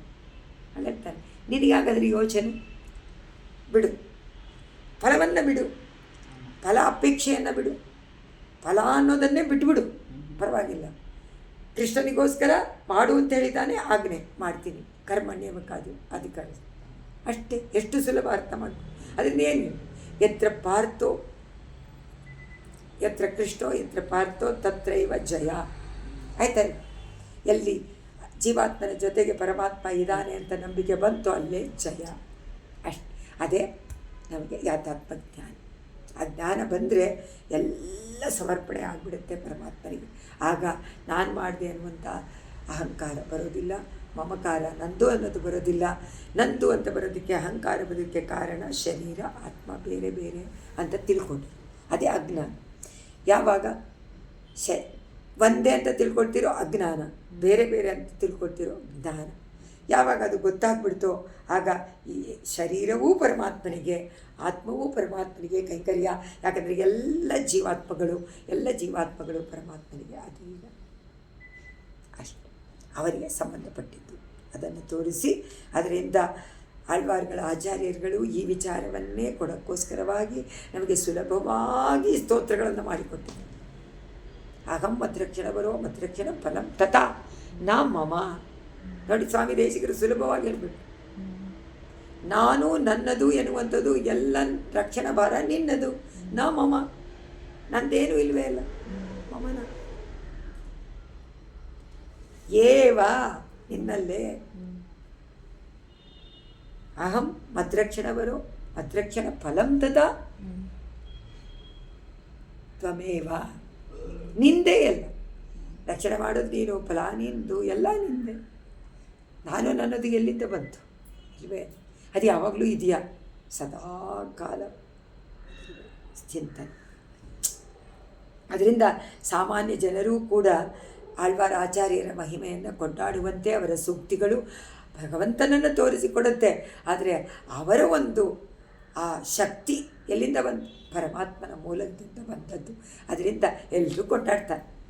ಆಳ್ವಾರ ಆಚಾರ್ಯ ಸೂಕ್ತಿಗಳನ್ನು ಹೇಳ್ತಾರೆ, ಆನಂದ ಪಡ್ಕೊಳ್ತಾರೆ, ಅವರಿಗೆ ಕೊಂಡಾಡ್ತಾರೆ, ತಿರುನಕ್ಷತ್ರಗಳನ್ನು ಮಾಡಿ ಅವರಿಗೆ ಕೃತಜ್ಞತೆಯನ್ನು ತೋರಿಸೋದು ಬಿಟ್ಟರೆ ನಮಗಿನ್ನೇನು ಕೈಮಾರಿಲ್ಲ, ಪರಮಾತ್ಮನಿಗೆ ಇಲ್ಲ ಅಂದ್ಬಿಟ್ಟು. ಅದರಿಂದ ನಮಗೆ ನಿತ್ಯಂ ಪದಾವನಿ 809 ನಿತ್ಯಂ ಪದಾವನಿ ನಿಬದ್ಧ ಕಿರೀಟಶೋಭಂ ಪದ್ಮಾಲಯ ಪರಿಚಿತಂ ಪದಮುದ್ವಗಂತ್ಯಾಗ ಅಂಗೀಕರೋತಿ ರುಚಿಮಂಗುಲಿ ಯಂತ್ರಿಕಾತೆ ಸಾಮ್ರಾಜ್ಯ ಸಂಪದನ ರೂಪ ವಿವಾದ ಪತ್ರಂ. ಅಮ್ಮ ಪಾದುಕಾದೇವಿ, ಏ ರಂಗನಾಥನ ಪಾದುಕಾದೇವಿಯೇ, ನೀನು ಒಂದು ಮಹಾ ಸಾಮ್ರಾಜ್ಯವನ್ನು ಆಳ್ತಾ ಇದೆಯಾ ಅಂತ ತೋರಿಸ್ಕೊತಾ ಇದೆಯಾ. ಈಗ ಸಾಮ್ರಾಜ್ಯ ಪಟ್ಟಾಭಿಷೇಕ ಅಂದರೆ ಒಂದು ಶ್ವೇತಛತ್ರ ಅಷ್ಟೇ. ಆ ಶ್ವೇತಛತ್ರದಲ್ಲಿ ಕೂತಿರೋವನೇ ಸಾಮ್ರಾಟ್, ಪೂರ್ತಿ ಪ್ರಪಂಚ. ಪಾದುಕಾದೇವಿ ಹೇಳ್ತಾಳಂತೆ, ಸಾಮ್ರಾಟ್ ಆದ ಪರಮಾತ್ಮ ನನ್ನ ಮೇಲಿದ್ದಾನೆ, ಅವನ ಛತ್ರಿ ನಾನು. ಅದರಿಂದ ನೀನೇ ಆಳ್ತಾ ಇದೀಯ ಅದನ್ನು ಹೇಳ್ತಾರೆ ಇಲ್ಲಿ. ಪದಾವನಿ ಪಾದುಕಾದೇವಿಗೆ ನಿತ್ಯ ಯಾವಾಗಲೂ ನಿಬದ್ಧ ಕಿರೀಟ ಶೋಭ. ನಿನಗೆ ಯಾವಾಗಲೂ ಒಂದು ಕಿರೀಟವನ್ನು ಧರಿಸಿಕೊಂಡ್ರೆ ಒಂದು ಬರುತ್ತಲ್ವ ಕಾಂತಿ, ಏನೋ ಒಂದು ಸಮ್ರಾಟ್ ಪದವಿ ಬರುತ್ತಲ್ವ, ಆ ಕಿರೀಟವನ್ನು ನೀನು ಹಾಕಿಕೊಂಡಂತೆಯೂ ಪದ್ಮಾಲಯ ಪರಿಚಿತಂ, ಮಹಾಲಕ್ಷ್ಮಿಯ ಪರಿಚಯವು ಚೆನ್ನಾಗಿದೆ ಅನ್ನೋದನ್ನು ಕೂಡ ಸ್ಥಾನವನ್ನು ಪಾದವನ್ನು ಉದ್ವಗಂತ್ಯ ಧರಿಸಿಕೊಂಡು ಬಿಟ್ಟಿದೆಯಾ ನೀನು. ಧರಿಸಿಕೊಂಡಿರುವಂತಹದ್ದೇ ನಿನ್ನ ಅಂಗುಳಿಯಂತ್ರಿಕ, ಬೆರಳು ಹಿಡಿ ಇದೆಯಲ್ಲ, ಅಂಗುಳಿ ಯಂತ್ರಿಕ, ಬೆರಳುಗಳಿಗೆ ಹಿಡಿತ ಅಂತ ಹೆಸರು. ಅದೇ ಕುಪ್ಪಿ, ಅದು ಆ ಸ್ಥಾನವನ್ನು ಸಾಮ್ರಾಜ್ಯ ಸಂಪತ್ ಅನುರೂಪಂ, ಸಾಮ್ರಾಜ್ಯ ಪಟ್ಟಾಭಿಷೇಕ ಮಾಡಿಕೊಂಡು ದಿವ್ಯವಾದಂತಹ ಆ ಏಕಛತ್ರಾಧಿಪತ್ಯಕ್ಕೆ ಯೋಗ್ಯತೆ ಉಳ್ಳಂಥವಳು ಆಗ್ಬಿಟ್ಟಿದ್ಳು ನೀನು. ಕಿರೀಟವಾಗಿ ಧಾರಣೆ ಮಾಡ್ಕೊಂಡ್ಬಿಟ್ಟಿದ್ದಾಳಂತೆ ಗುಪ್ತವಾಗಿ. ಅದರಿಂದ ಆತಪತ್ರಂ ಶ್ವೇತಛತ್ರಿ, ಆತಪತ್ರಂ ಅಂದರೆ ಛತ್ರಿ, ಶ್ವೇತಛತ್ರ ಬೆಳ್ಳಿಗಿರುವಂತಹ ಏಕಚಕ್ರಾಧಿಪತ್ಯವನ್ನು ತೋರಿಸುವಂತಹ ಕಿರೀಟ, ಏಕಛತ್ರಾಧಿಪತ್ಯಕ್ಕೆ ಬೇಕಾಗಿರುವಂಥ ಶ್ವೇತಛತ್ರಿ ಎರಡೂ ಕೂಡ ರುಚಿಂ ಆಕರ್ಷಣೀಯ ಕಾಂತಿಯನ್ನು ಅಂಗೀಕರೋತಿ. ಒಳ್ಳೆಯ ರುಚಿ ಅಂದರೆ ಒಳ್ಳೆಯ ಪ್ರಕಾಶ. ಶ್ವೇತಛತ್ರಿನೂ ಪ್ರಕಾಶವಾಗಿದೆ, ಕಿರೀಟನೂ ಪ್ರಕಾಶ. ಎರಡು ಏನನ್ನು ತೋರಿಸುತ್ತೆ? ಸಾಮ್ರಾಜ್ಯ ಪಟ್ಟವನ್ನು ತೋರಿಸುತ್ತೆ. ಸಾಮ್ರಾಜ್ಯ ಪಟ್ಟವನ್ನು ನೀನು ಮಾಡ್ಕೊಂಡಿದ್ದೀಯ. ಯಾರು ಸಾಮ್ರಾಜ್ಯ? ಅವನು ಸಮ್ರಾಟ್. ಆದರೆ ಈಗ ಯಾರು ಸಾಮ್ರಾಟ್? ಇವಳು ಶ್ವೇತಛತ್ರಿನೂ ಇದೆ, ಕಿರೀಟನೂ ಇದೆ, ಬೆಳಗ್ತಾ ಇದ್ದಾಳೆ ಇವಳೇ. ಅಂತ ತಿಳಿತೀನಿ ಅಂದು ಪಾದುಕೆಯನ್ನು ಭಕ್ತರಿಗೆ ತೋರಿಸ್ತಾ ಇದ್ದಾಳಂದು. ನೋಡಿ, ಶ್ವೇತಛತ್ರದಂತೆ ಕಂಗೊಳಿಸ್ತಾ ಭಗವಂತನ ಪಾದವೇ ದೊಡ್ಡದು, ದೊಡ್ಡ ಸಾಮ್ರಾಜ್ಯ ಸ್ಥಾನ, ಸಾಕ್ಷಾತ್ ಮಹಾಲಕ್ಷ್ಮಿಯಿಂದಲೇ ಅದು ಆಧಾರವಾಗಿರುವಂಥದ್ದು. ಅಂತಹ ಪ್ರಭಾವವುಳ್ಳ ಪದವಿಯನ್ನು ನಾನು ವಹಿಸ್ಕೊಂಡಿದ್ದೀನಿ. ಅವರಿಬ್ಬರನ್ನು ನಾನು ವಹಿಸ್ಕೊಂಡಿದ್ದೇನೆ. ಅದೇ ಸಾಮ್ರಾಜ್ಯ ಪಟ್ಟವನ್ನೇ ನಾನು ವಹಿಸ್ಕೊಂಡೆ. ಅರ್ಥ ಆಯ್ತು? ಅದರಿಂದ ಈಗ ಪಾದುಕೆ ಬೆರಳು ಹಿಡಿ ಏನನ್ನು ತೋರಿಸುತ್ತೆ? ನಾನೇ ವಹಿಸ್ಕೊಂಡು ಬಿಟ್ಟಿದ್ದೀನಿ. ಸಾಮ್ರಾಜ್ಯಕ್ಕೆ ಸಾಮ್ರಾಟ್ ಆದಂತಹ ಪೂರ್ತಿ ಶ್ರೀಯಿಂದ ಕೂಡಿರುವಂತಹ ಸಾಮ್ರಾಟ್ ಆದ ಭಗವಂತನನ್ನ ವಿಭುವನ್ನು ನಾನು ವಹಿಸ್ಕೊಂಡಿದ್ದೀನೋ ಅಂತ ತೋರಿಸ್ತಾ ಇದ್ದಾಳೆ. ಆ ಕಾಂತಿಯಿಂದ ಸಂದರ್ಶಿಸುವ ಭಕ್ತರಿಗೆಲ್ಲ ಹೇಳ್ತಾ ಇದ್ದಾಳೆ, ಬೇರೆ ಯಾರೂ ಅಲ್ಲ, ಸಾಮ್ರಾಟ್ ಇವನು, ನಾನು ವಹಿಸ್ಕೊಂಡಿದ್ದೀನಿ, ನೋಡಿದ್ರ ಅಂತ. ದೇವರ ಮಹಿಮೆಯನ್ನು ವೈಭವವನ್ನು ತೋರಿಸ್ಕೊಡ್ಬೇಕಲ್ಲ, ಯಾರಾದರೂ ಬೇಕಲ್ಲ. ಈಗ ವೇದಗಳು ಪರಮಾತ್ಮನನ್ನು ತೋರಿಸಿಕೊಡೋಕ್ಕೋಸ್ಕರವಾಗಿ, ಅದಕ್ಕೋಸ್ಕರನೇ ವೇದಾನೂ ನಿತ್ಯ, ಜೀವಾತ್ಮಾನೂ ನಿತ್ಯ, ಪರಮಾತ್ಮನೂ. ವೇದ ಅಂದರೆ ಶಬ್ದ, ರಿಟರ್ನ್ ಅಂತ ತಗೋಬೇಡಿ, ಶಬ್ದ ಅಂತ ತಗೊಳ್ಳಿ. ಶಬ್ದ ನಿತ್ಯ, ಅಡ ಸ್ವರೂಪ. ಸೊ ಆ ಶಬ್ದದ ಜೀವಾತ್ಮಕ್ಕೆ ಆ ಶಬ್ದ ಮಾಡೋದನ್ನು ಮಾತ್ರ ಕೊಟ್ಟಿದ್ದಾರೆ. ಅದರಿಂದ ಶಬ್ದ ತನ್ಮಾತ್ರೆ ಒಂದೇ, ಅದೇ ಫಸ್ಟ್. ಅದಾದಮೇಲೆ ಸ್ಪೇಸ್, ಅದಿರೋಕ್ಕೋಸ್ಕರ ಸ್ಪೇಸ್, ಆಕಾಶ. ಆಕಾಶಾತ್ ಪತಿತೋ ತೋಯಂ, ಆಮೇಲೆ ನೆಕ್ಸ್ಟ್. ಅದರಿಂದ ಇದರಲ್ಲಿ ಹೇಳಿಬಿಟ್ಟು ದೇವರ ಮಹಿಮೆಯನ್ನು, ಹಿರಿಮೆಯನ್ನು ಎಲ್ರಿಗೂ ತಿಳ್ಕೊಳ್ಳಿ ಅಂತ ಹೇಳಿ ಮಹೋಪಕಾರ ಮಾಡ್ತಾರೆ ಆಳ್ವಾರ್ಗಳ ಆಚಾರ್ಯರುಗಳು. ವೇದಗಳು ಮಾಡುವಂಥ ಉಪಕಾರವನ್ನು ಆಳ್ವಾರ ಆಚಾರ್ಯರು ವೇದದ ಸಾರವನ್ನು ತಗೊಂಡು ನಮಗೆ ಅರ್ಥವಾಗುವಂತೆ ತಿಳಿಸಿ ಉಪಕಾರವನ್ನು ಮಾಡ್ತಾರೆ. ಪರಮಾತ್ಮನ ವಿಷಯವನ್ನು, ಅವರ ಸೂಕ್ತಿಗಳ ಭಾವ ಪ್ರಭಾವ ಅಷ್ಟಿಷ್ಟಲ್ಲ. ಸಾಕ್ಷಾತ್ ಪರಮಾತ್ಮನೇ ಶ್ರೀಹಪ್ಪತಿಯಾದ ನಾರಾಯಣನನ್ನು ಲೋಕಕ್ಕೆ ತಿಳಿಸಿಕೊಡುವಂತೆ ಮಾಡ್ತಾ ಇದ್ದಾಳಲ್ಲ, ಅಂತಹ ಮಹನೀಯರುಗಳು, ಆಚಾರ್ಯರುಗಳು, ಆಳ್ವಾರ್ಗಳು, ಅವರನ್ನು ನಾವು ಸದಾ ಕಾಲ ಪ್ರಾತಸ್ಮರಣೀಯವಾಗಿ ಸದಾ ಸ್ಮರಣೀಯರಾಗಿ ನೋಡಬೇಕು. ನಮ್ಮ ಆಚಾರ್ಯರ ಅದಕ್ಕೋಸ್ಕರನೇ ಸ್ವಾಮಿ ದೇಶಿಕರು ಪ್ರಭಾವದಲ್ಲಿ, ಗುರು ಪರಂಪರಾ ಪ್ರಭಾವದಲ್ಲಿ ಅದನ್ನೇ ಹೇಳ್ತಾರೆ. ಅವರನ್ನು ಸದಾ ಸ್ಮರಣೆ ಮಾಡ್ತಾ ಇರಬೇಕು, ಶರಣಾವರ ಜಪ ಮಾಡಬೇಕು, ಅವರನ್ನೇ ನೆನೆಸ್ಕೊಳ್ಬೇಕು. ಯಾಕೆ ಅಂತಂದರೆ ಆ ಪರಮಾತ್ಮನ ತೋರಿಸಿಕೊಡ್ತಾರೆ. ಆದರೆ ಪರಮಾತ್ಮನ ಸ್ವರೂಪ ರೂಪ ಗುಣ ಎಲ್ಲ ತಿಳ್ಕೊಬೇಕಾದ್ರೆ ಶಾಸ್ತ್ರ ಗೊತ್ತಿರಬೇಕು, ವೇದ ಗೊತ್ತಿರಬೇಕು. ಅದು ನಮಗೆ ಗೊತ್ತಾಗಲ್ಲ. ಯಾಕೆಂದರೆ ಪ್ರತ್ಯಕ್ಷ ಪ್ರಮಾಣ ತೋರ್ಸೋಕ್ಕಾಗಲ್ಲ.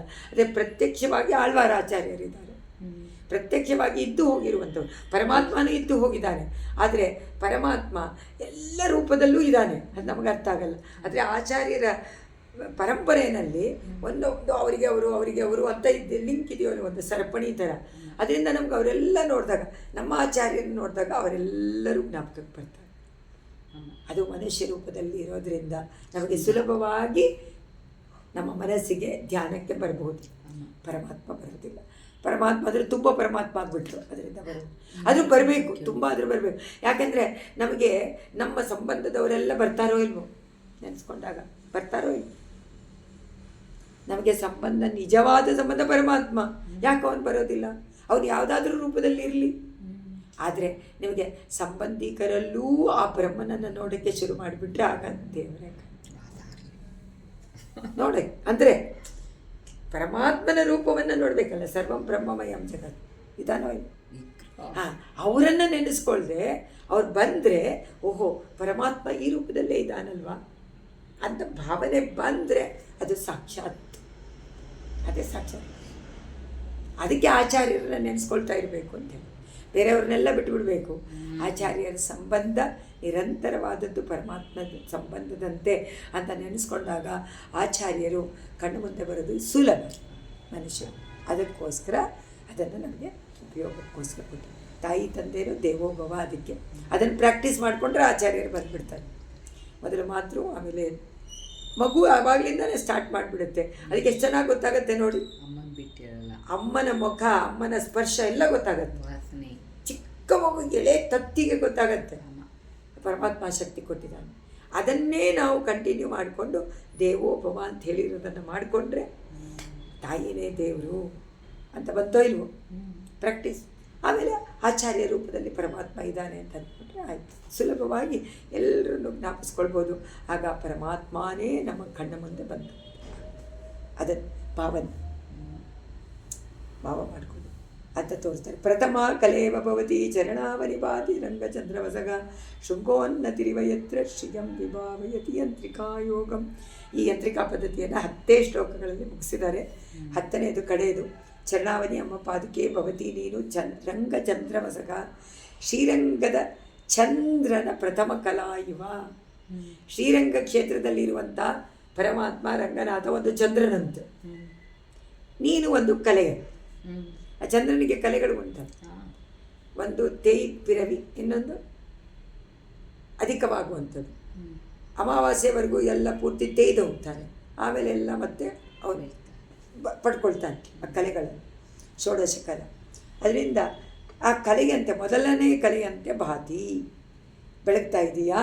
ಯತ್ರ ಯಾವ ನಿನ್ನಲ್ಲಿ ಯಂತ್ರಿಕಾ ಯೋಗ, ಯಂತ್ರಿಕಾ ಆ ಗುಬ್ಬಟ್ಟು, ಆ ಕುಪ್ಪಿ ಇದೆಯಲ್ಲ ಅದು ಕೂಡಿರುವಿಕೆ. ಶೃಂಗೋನ್ನತಿ ಇವ, ಶಿಖರದ ತುದಿಯ ಹಾಗೆ ಕಾಣಿಸುತ್ತೆ. ಶಿಖರದ ತುದಿ, ಬೆಟ್ಟದ ಶಿಖರ ತುದಿಯಂತೆ ಶ್ರೀಯಂ ಶೋಭೆಯನ್ನು ವಿಭಾವ್ಯ ಉಂಟು ಮಾಡುತ್ತೆ ಅಂತ ಶ್ಲೋಕದ ಅರ್ಥ. ಶ್ರೀರಂಗನಾಥ ಸಂಚಾರವನ್ನು ಮಾಡ್ಕೊಳ್ಳೋಕೆ ತಾನೇ ಹಾಕ್ಕೊಂಡು ಹೋಗ್ತಾನೆ ಪಾದುಕೆಯನ್ನು. ಸಂಚಾರ ಎಲ್ಲ ಮುಗಿಸ್ಕೊಂಡು ಒಳಗಡೆ ಬರ್ತಾನೆ ಅವನ ಸ್ಥಾನಕ್ಕೆ. ಅವನ ಸ್ಥಾನಕ್ಕೆ ಬಂದಾಗ ಪಾದುಕೆಯನ್ನು ಅದರ ಸ್ಥಾನದಲ್ಲಿ ಇಟ್ಬಿಡ್ತಾನೆ. ಪಾದಪೀಠ, ಅದಕ್ಕೆ ಹೆಸರು ಪಾದಪೀಠ. ಪಾದಪೀಠದಲ್ಲಿ ಅವರು ಅದನ್ನು ಬಿಜ ಮಾಡಿಸ್ಬಿಡ್ತಾರೆ. ಪರಮಾತ್ಮನನ್ನು ಒರಿಜಿನಲ್ ಸ್ಥಾನಕ್ಕೆ ಅಲ್ಲಿ ಬಿಜ ಮಾಡಿಸ್ತಾರೆ. ಆಗ ಪರಮಾತ್ಮ ತನ್ನ ಪದ್ಮಪೀಠದಲ್ಲಿ ಅಲಂಕಾರ ಮಾಡ್ಕೊಂಡು ಬಿಡ್ತಾನೆ. ಇವಳು ಪಾದಪೀಠದಲ್ಲಿ ಅವಳು ಇರ್ತಾಳೆ, ಇಬ್ಬರು ಇರ್ತಾರೆ. ಆಗ ಹೆಂಗೆ ಕಾಣಿಸ್ತೀಯ ನೀನು ಅಂದರೆ ಶೃಂಗೋನ್ನತಿ ಇವ, ಶಿಖರದ ತುದಿಯ ಹಾಗೆ ಶ್ರೀಯಂ ಶೋಭೆಯನ್ನು. ಅಂದರೆ ತನ್ನ ಪೀಠದಲ್ಲಿ ಅಲಂಕಾರ ಮಾಡ್ತಾನೆ. ಆ ಸಮಯದಲ್ಲಿ ಪಾದುಕೆಯನ್ನು ಹೇಗೆ ಕಾಣಿಸ್ತಾಳೆ ಅನ್ನುವಂಥದ್ದನ್ನು ವರ್ಣನೆ ಮಾಡಿ ಪೂರ್ಣ ಮಾಡ್ತಾನೆ. ಅದು ಒಂದು ಶಿಖರದಂತೆ ಕಾಣು. ಕಿರೀಟ ಹಾಕು, ನಮಗೆ ಶಠಾರಿ ಮೇಲೆ, ಅದೇ ತಾನು ಪಾದ ಅದು ಶಿಖರದಂತೆ ಕಾಣಿಸುತ್ತೆ. ಅದ್ರ ಮೇಲೆ ತಾನೇ ಪರಮಾತ್ಮ ಇದೆ. ಹ್ಮ್. ಅವನೇನು ಬಿಟ್ಟು ಹೊರಟು ಪಾದ ಬಿಟ್ಟು ಹೋಗೋಕ್ಕಾಗುತ್ತಾ? ಇಲ್ಲ. ಅವನ ಪಾದ ಯಾವಾಗಲೂ ಇದೆ. ಪಾದುಕೆ ಪಾದ, ಅದಕ್ಕೆ ಪಾದುಕೆಗೆ ಒಂದು ಪೀಠ ಕೆಳಗಡೆ ಇದೆ, ಅದ್ರ ಮೇಲೆ ಶಠಾರಿ ಇದೆ, ಅದ್ರ ಮೇಲೆ ಪಾದುಕೆ ಇದೆ, ಅದ್ರ ಮೇಲೆ ಪಾದ ಇದೆ ಪರಮಾತ್ಮ. ಸೊ ಇವಾಗ ಏನಾಯ್ತು? ನೀನೇ ಕಾಣಿಸ್ತೀಯಾ? ಒಂದು ಶಿಖರದಂತೆ ಕಾಣಿಸ್ತೀಯಾ ಅಂತ ಹೇಳಿ ಇದನ್ನು ಮುಗಿಸ್ತಾರೆ. ಅದು ಬೇರೆ ಹಿಂಗೆ ಎತ್ತರಕ್ಕಿರೋದ್ರಿಂದ ಕಿರೀಟ ಹಾಕ್ಕೊಂಡಿರುವಂತೆ ಇದೆ. ಸೊ ಶಿಖರದಂತೆ ಕಾಣಿಸತ್ತೆ ಅಂತ ವರ್ಣನೆ ಮಾಡ್ತಾರೆ. ನೀನು ಶ್ರೀರಂಗಕ್ಕೆ ಅಧಿಪತಿಯಾದ ಶ್ರೀರಂಗನಾಥ ಎನ್ನುವಂಥ ಚಂದ್ರ, ಅವನಿಗೆ 16 ಕಲೆಗಳು, ಷೋಡಶ ಕಲಾರೂಪ ಅಂತಲೇ ಹೆಸರು ಪರಮಾತ್ಮನಿಗೆ. ಆ ಮೊದಲನೇ ಕಲೆಯಂತೆ ನೀನು ಕಾಣಿಸ್ತೀಯಾ ಸಪ್ರೇಟಾಗಿ. ಒಂದು ಕಡೆ ಆ ಕಲೆಯ ಅಂದರೆ ಶಿಖರದ ತುದಿ, ಆ ತುದಿನೇ, ಶಿಖರದ ತುದಿನೇ ನಿನ್ನ ಆ ಗುಪ್ಪಟ ಅಂದರೆ ಆ ಹಿಡಿ ಅಥವಾ ಕುಪ್ಪಿ, ಅಥವಾ ಅದಕ್ಕಿನ್ನೇನು ಹೇಳ್ಬೋದು, ಅಂಗುಷ್ಟ ಹಿಡ್ಕೊಳ್ಳುವಂತಹ, ಅಂಗುಷ್ಟ ಬೆರಳು ಹಿಡಿಯುವಂಥ ಹಿಡಿ, ಪಾದುಕೆಗೆ ಹಿಡಿ ಅಂತ ಹೇಳ್ಬೋದು. ಅದರಿಂದ ಕೂಡಿರೋದ್ರಿಂದ ನೀನು ಒಳ್ಳೆಯ ಶಿಖರದ ತುದಿಯಂತೆ ಕಾಣುತ್ತೀಯ. ಯಾವಾಗ ಪರಮಾತ್ಮ ತನ್ನ ಪಾದಪೀಠವನ್ನು ಹೋಗಿ ಸೇರ್ತಾನೋ, ಇದಾದ ಮೇಲೆ ಸಂಚಾರ ಆದ ಮೇಲೆ, ಆಗ ನಿನ್ನನ್ನು ನೋಡಿದ್ರೆ ಕೆಳಗೆ ಒಂದು ಪಾದಪೀಠ, ಅದರ ಮೇಲೆ ನೀನು, ಅದರ ಮೇಲೆ ಈ ಗುಪ್ಪುಟ. ಸೊ ಏನು ಕಾಣಿಸುತ್ತೆ ಇವಾಗ? ಶಿಖರದ ತುದಿಯಂತೆ ನೀನು ಕಂಗೊಳಿಸ್ತಾ ಇದೀಯಾ. ಅದೇ ಪರಮಾತ್ಮ ಬಿಟ್ಟಿರ್ತಾನೆ ಇಲ್ಲಿ ಜೊತೆಯಲ್ಲೇ. ಅದರಿಂದ ದೇವರನ್ನು ತೋರಿಸುವಂಥವರು ನಮ್ಮ ಆಳ್ವಾರಾಚಾರ್ಯರುಗಳು. ಅದಕ್ಕೋಸ್ಕರನೇ ಅವರ ದಿವ್ಯ ಅರುಳಿಚ್ಛೆಯಲ್ ಅಂತ ಕರಿತೀವಿ ತಮಿಳು ಪ್ರಬಂಧಗಳನ್ನು. ಅದಲ್ಲದೆ ಅದು ತಮಿಳು ವೇದಾಂತನೂ ಅದಕ್ಕೆ ಹೆಸರು. ಮತ್ತು ಅದು ಭಗವದ್ ವಿಷಯ. ಬರೀ ತಿರುವಾಯ್ಮೊಳಿ ಭಗವದ್ ವಿಷಯ ಅಲ್ಲ, ಮೊದಲಾಯರದಿಂದ ಹಿಡಿದು ಕಡೆಯವರೆಗೂ ಭಗವದ್ ವಿಷಯ. ಎಲ್ಲವೂ ಬೇರೆ ಬೇರೆ ರೀತಿಯಲ್ಲಿ ಒಂದೊಂದು ಆಳ್ವಾರವರ ಭಾವನೆ, ಅವರ ರಾಸಿಕ್ಯತೆಗೆ ತಕ್ಕಂತೆ ಅವರ ಹೊರಗೆ ಬರುವಂತಹ ಸಾಹಿತ್ಯ, ಆ ಸಾಹಿತ್ಯ ಸಾಮಾನ್ಯವಾದದ್ದಲ್ಲ, ಉತ್ಕೃಷ್ಟವಾದಂತಹ ಪರಮಾತ್ಮನನ್ನು ವರ್ಣನೆ ಮಾಡುವಂಥದ್ದು. ಅದರಿಂದ ಅದೆಲ್ಲ ಜೀವಾತ್ಮರಿಗೆ ಭಗವಂತನ ಜ್ಞಾನ ಉಂಟಾಗೋಕ್ಕೋಸ್ಕರವಾಗಿ ಅದೆಲ್ಲವನ್ನು ಸುಲಭವಾಗಿ ಕಲಿತುಕೊಳ್ಳುವಂತೆ ಮಾಡಿಕೊಟ್ಟಿದ್ದಾರೆ ಆಳ್ವಾರ ಆಚಾರ್ಯರುಗಳು. ಅಂತಹ ಆಚಾರ್ಯರಿಂದ ಅದೇ ಮೊದಲು ಅಲ್ಲಿಂದ ಪರಮಾತ್ಮ ತುಂಬ ಸಂತೋಷ ಪಡ್ತಾನೆ, ಜೀವಾತ್ಮನಿಗೂ ಸಂತೋಷ ಆಗುತ್ತೆ. ಜೀವಾತ್ಮನ ಆನಂದ ಪರಮಾತ್ಮನ ಆನಂದ, ಪರಮಾತ್ಮನ ಆನಂದ ಜೀವಾತ್ಮನ ಆನಂದ. ಸೊ ಇಬ್ಬರು ನಿತ್ಯ, ಇಬ್ಬರು ಆನಂದಮಯ. ಸೊ ಯಾವಾಗಲೂ ಅಪೃಥಕ್ ಸಿದ್ಧವಾಗಿ ಇರುವಂತಹ ತತ್ವ ಅಂತ ಹೇಳಿ ಎಲ್ಲಿ ನೋಡಿದ್ರೂ ಈ ತತ್ವದ ವಿಚಾರವನ್ನೇ ಮಾತಾಡ್ತಾರೆ ಸ್ವಾಮಿ ದೇಶಿಕರು. ಎಲ್ಲರೂ ಅರ್ಥ ಮಾಡ್ಕೊಳ್ಳಿ, ನಮ್ಮ ಸ್ವರೂಪ ಏನು. ನಮ್ಮ ಅಂದರೆ ನಮ್ಮ ಅಂತ ಹೇಳ್ತೀವಿ ನಾವು, ನನ್ನ ಸ್ವರೂಪ, ನನ್ನ ಸ್ವರೂಪ. ನಮ್ಮ ಅಂದರೆ ಇಲ್ಲಿ ಎಲ್ಲರೂ ಜೀವಾತ್ಮಗಳೇ ಇರೋದು. ಅದರಿಂದ ನಮ್ಮ ಸ್ವರೂಪ ಅಂದರೆ ಜೀವಾತ್ಮನ ಸ್ವರೂಪ. ಅದಕ್ಕಿಂತ ಉತ್ಕೃಷ್ಟನಾದ, ವಿಶೇಷವಾದ, ವಿಶಿಷ್ಟವಾದಂತಹ ಒಂದು ಆತ್ಮ ಅದು ಪರಮಾತ್ಮ. ಆ ಪರಮಾತ್ಮನನ್ನು, ಅವನ ಸ್ವರೂಪ ರೂಪ ಗುಣ ವಿಭವಗಳನ್ನು ಅರ್ಥ ಮಾಡಿಕೊಂಡ್ರೆ ನಾವು ಎಷ್ಟು ಕೆಳಮಟ್ಟದವರು, ನಮಗೇನೂ ಶಕ್ತಿ ಇಲ್ಲ ಅನ್ನೋದು ಚೆನ್ನಾಗಿ ಅರ್ಥ ಆಗುತ್ತೆ. ಅರ್ಥ ಆದಾಗ ಅವನನ್ನು ಪಡ್ಕೊಳ್ಳೋಕ್ಕೆ ನಮ್ಮ ಲಕ್ಷ್ಯ ಉಂಟಾಗುತ್ತೆ. ಲಕ್ಷ್ಯ ಉಂಟಾದಾಗ ಉಪಾಯ ಮಾಡ್ತೀವಿ. ಉಪಾಯ ಮಾಡಿದಾಗ ಪರಮಾತ್ಮ ಸಿಗ್ತಾನೆ, ಮೋಕ್ಷಾನಂದದವರೆಗೂ ಕರ್ಕೊಂಡು ಹೋಗ್ತಾನೆ. ಅವನೇ ಉಪಾಯ, ಅವನೇ ಸಿಗೋದು ಅಂತ ಅರ್ಥ. ಶರಣಾಗತಿ ಮಾಡೋದು ಅಂದರೆ ಅವನನ್ನೇ ಹಿಡ್ಕೊಳ್ಳೋದು ಅಂತ ಅರ್ಥ. ಏನಂತ? ಉಪಾಯ ಅಂತ ಹಿಡ್ಕೊಳ್ಳೋದು. ಶರಣಾಗತಿ ಮಾಡೋದನ್ನು ಉಪಾಯ ಅಲ್ಲ. ಶರಣಾಗತಿ ಎನ್ನುವಂಥ ಶರಣ್ಯ ಎನ್ನುವಂಥ ಪರಮಾತ್ಮನನ್ನು ಹಿಡ್ಕೊಳ್ಳೋದು ಶರಣಾಗತಿ. ಅವನನ್ನು ಹಿಡ್ಕೊಂಡ್ರೆ ಮೋಕ್ಷ. ಅದರಿಂದ ಉಪಾಯನೂ ಅವನೇ, ಫಲವೂ ಅವನೇ. ಅದರಿಂದ ಸಂಸಾರದ ಮೋಕ್ಷ ಹೋಗುತ್ತೆ. ಸಂಸಾರದಲ್ಲೇ ಇದ್ದು ಸಂಸಾರವನ್ನು ಬಿಡುವಂತಹ ಸ್ಥಿತಿನೇ ಮೋಕ್ಷ. ಅದೇ ಮೋಕ್ಷ. ಯಾಕೆಂದರೆ ಯಾವಾಗಲೂ ಇರುವಂಥದ್ದಲ್ವ ಜೀವಾತ್ಮ ಪರಮಾತ್ಮ ತತ್ವ, ಅವ್ಯಕ್ತ ರೂಪದಲ್ಲಿ ಸದಾ ಇರುವಂಥ ಅಂತ ಹೇಳಿ ಸ್ವಾಮಿ ದೇಶಿಕರು ಈ ಯಂತ್ರಿಕಾ ಪದ್ಧತಿಯನ್ನು ಮುಗಿಸ್ತಾರೆ. ಶ್ರೀರಂಗನಾಯಕೇ ನಮಃ, ಶ್ರೀರಂಗನಾಥ ಪರಬ್ರಹ್ಮಣೇ ನಮಃ, ಶ್ರೀರಂಗನಾಥ ದಿವ್ಯಮಣಿ ಪಾದುಕಾಭ್ಯಾಂ ನಮಃ, ಶ್ರೀಮತೇ ನಿಗಮಾಂತ ಮಹಾದೇಶಿಕಾಯ ನಮಃ, ಸ್ಮದ್ಗುರುಭ್ಯೋ ನಮಃ. ಕವಿತಾರ್ಕಿಕ ಸಿಂಹಾಯ ಕಲ್ಯಾಣ ಗುಣಶಾಲಿನೇ ಶ್ರೀಮತೆ ವೆಂಕಟೇಶಾಯ ವೇದಾಂತ ಗುರವೇ ನಮಃ. ಸರ್ವಂ ಶ್ರೀಕೃಷ್ಣಾರ್ಪಣಮಸ್ತು.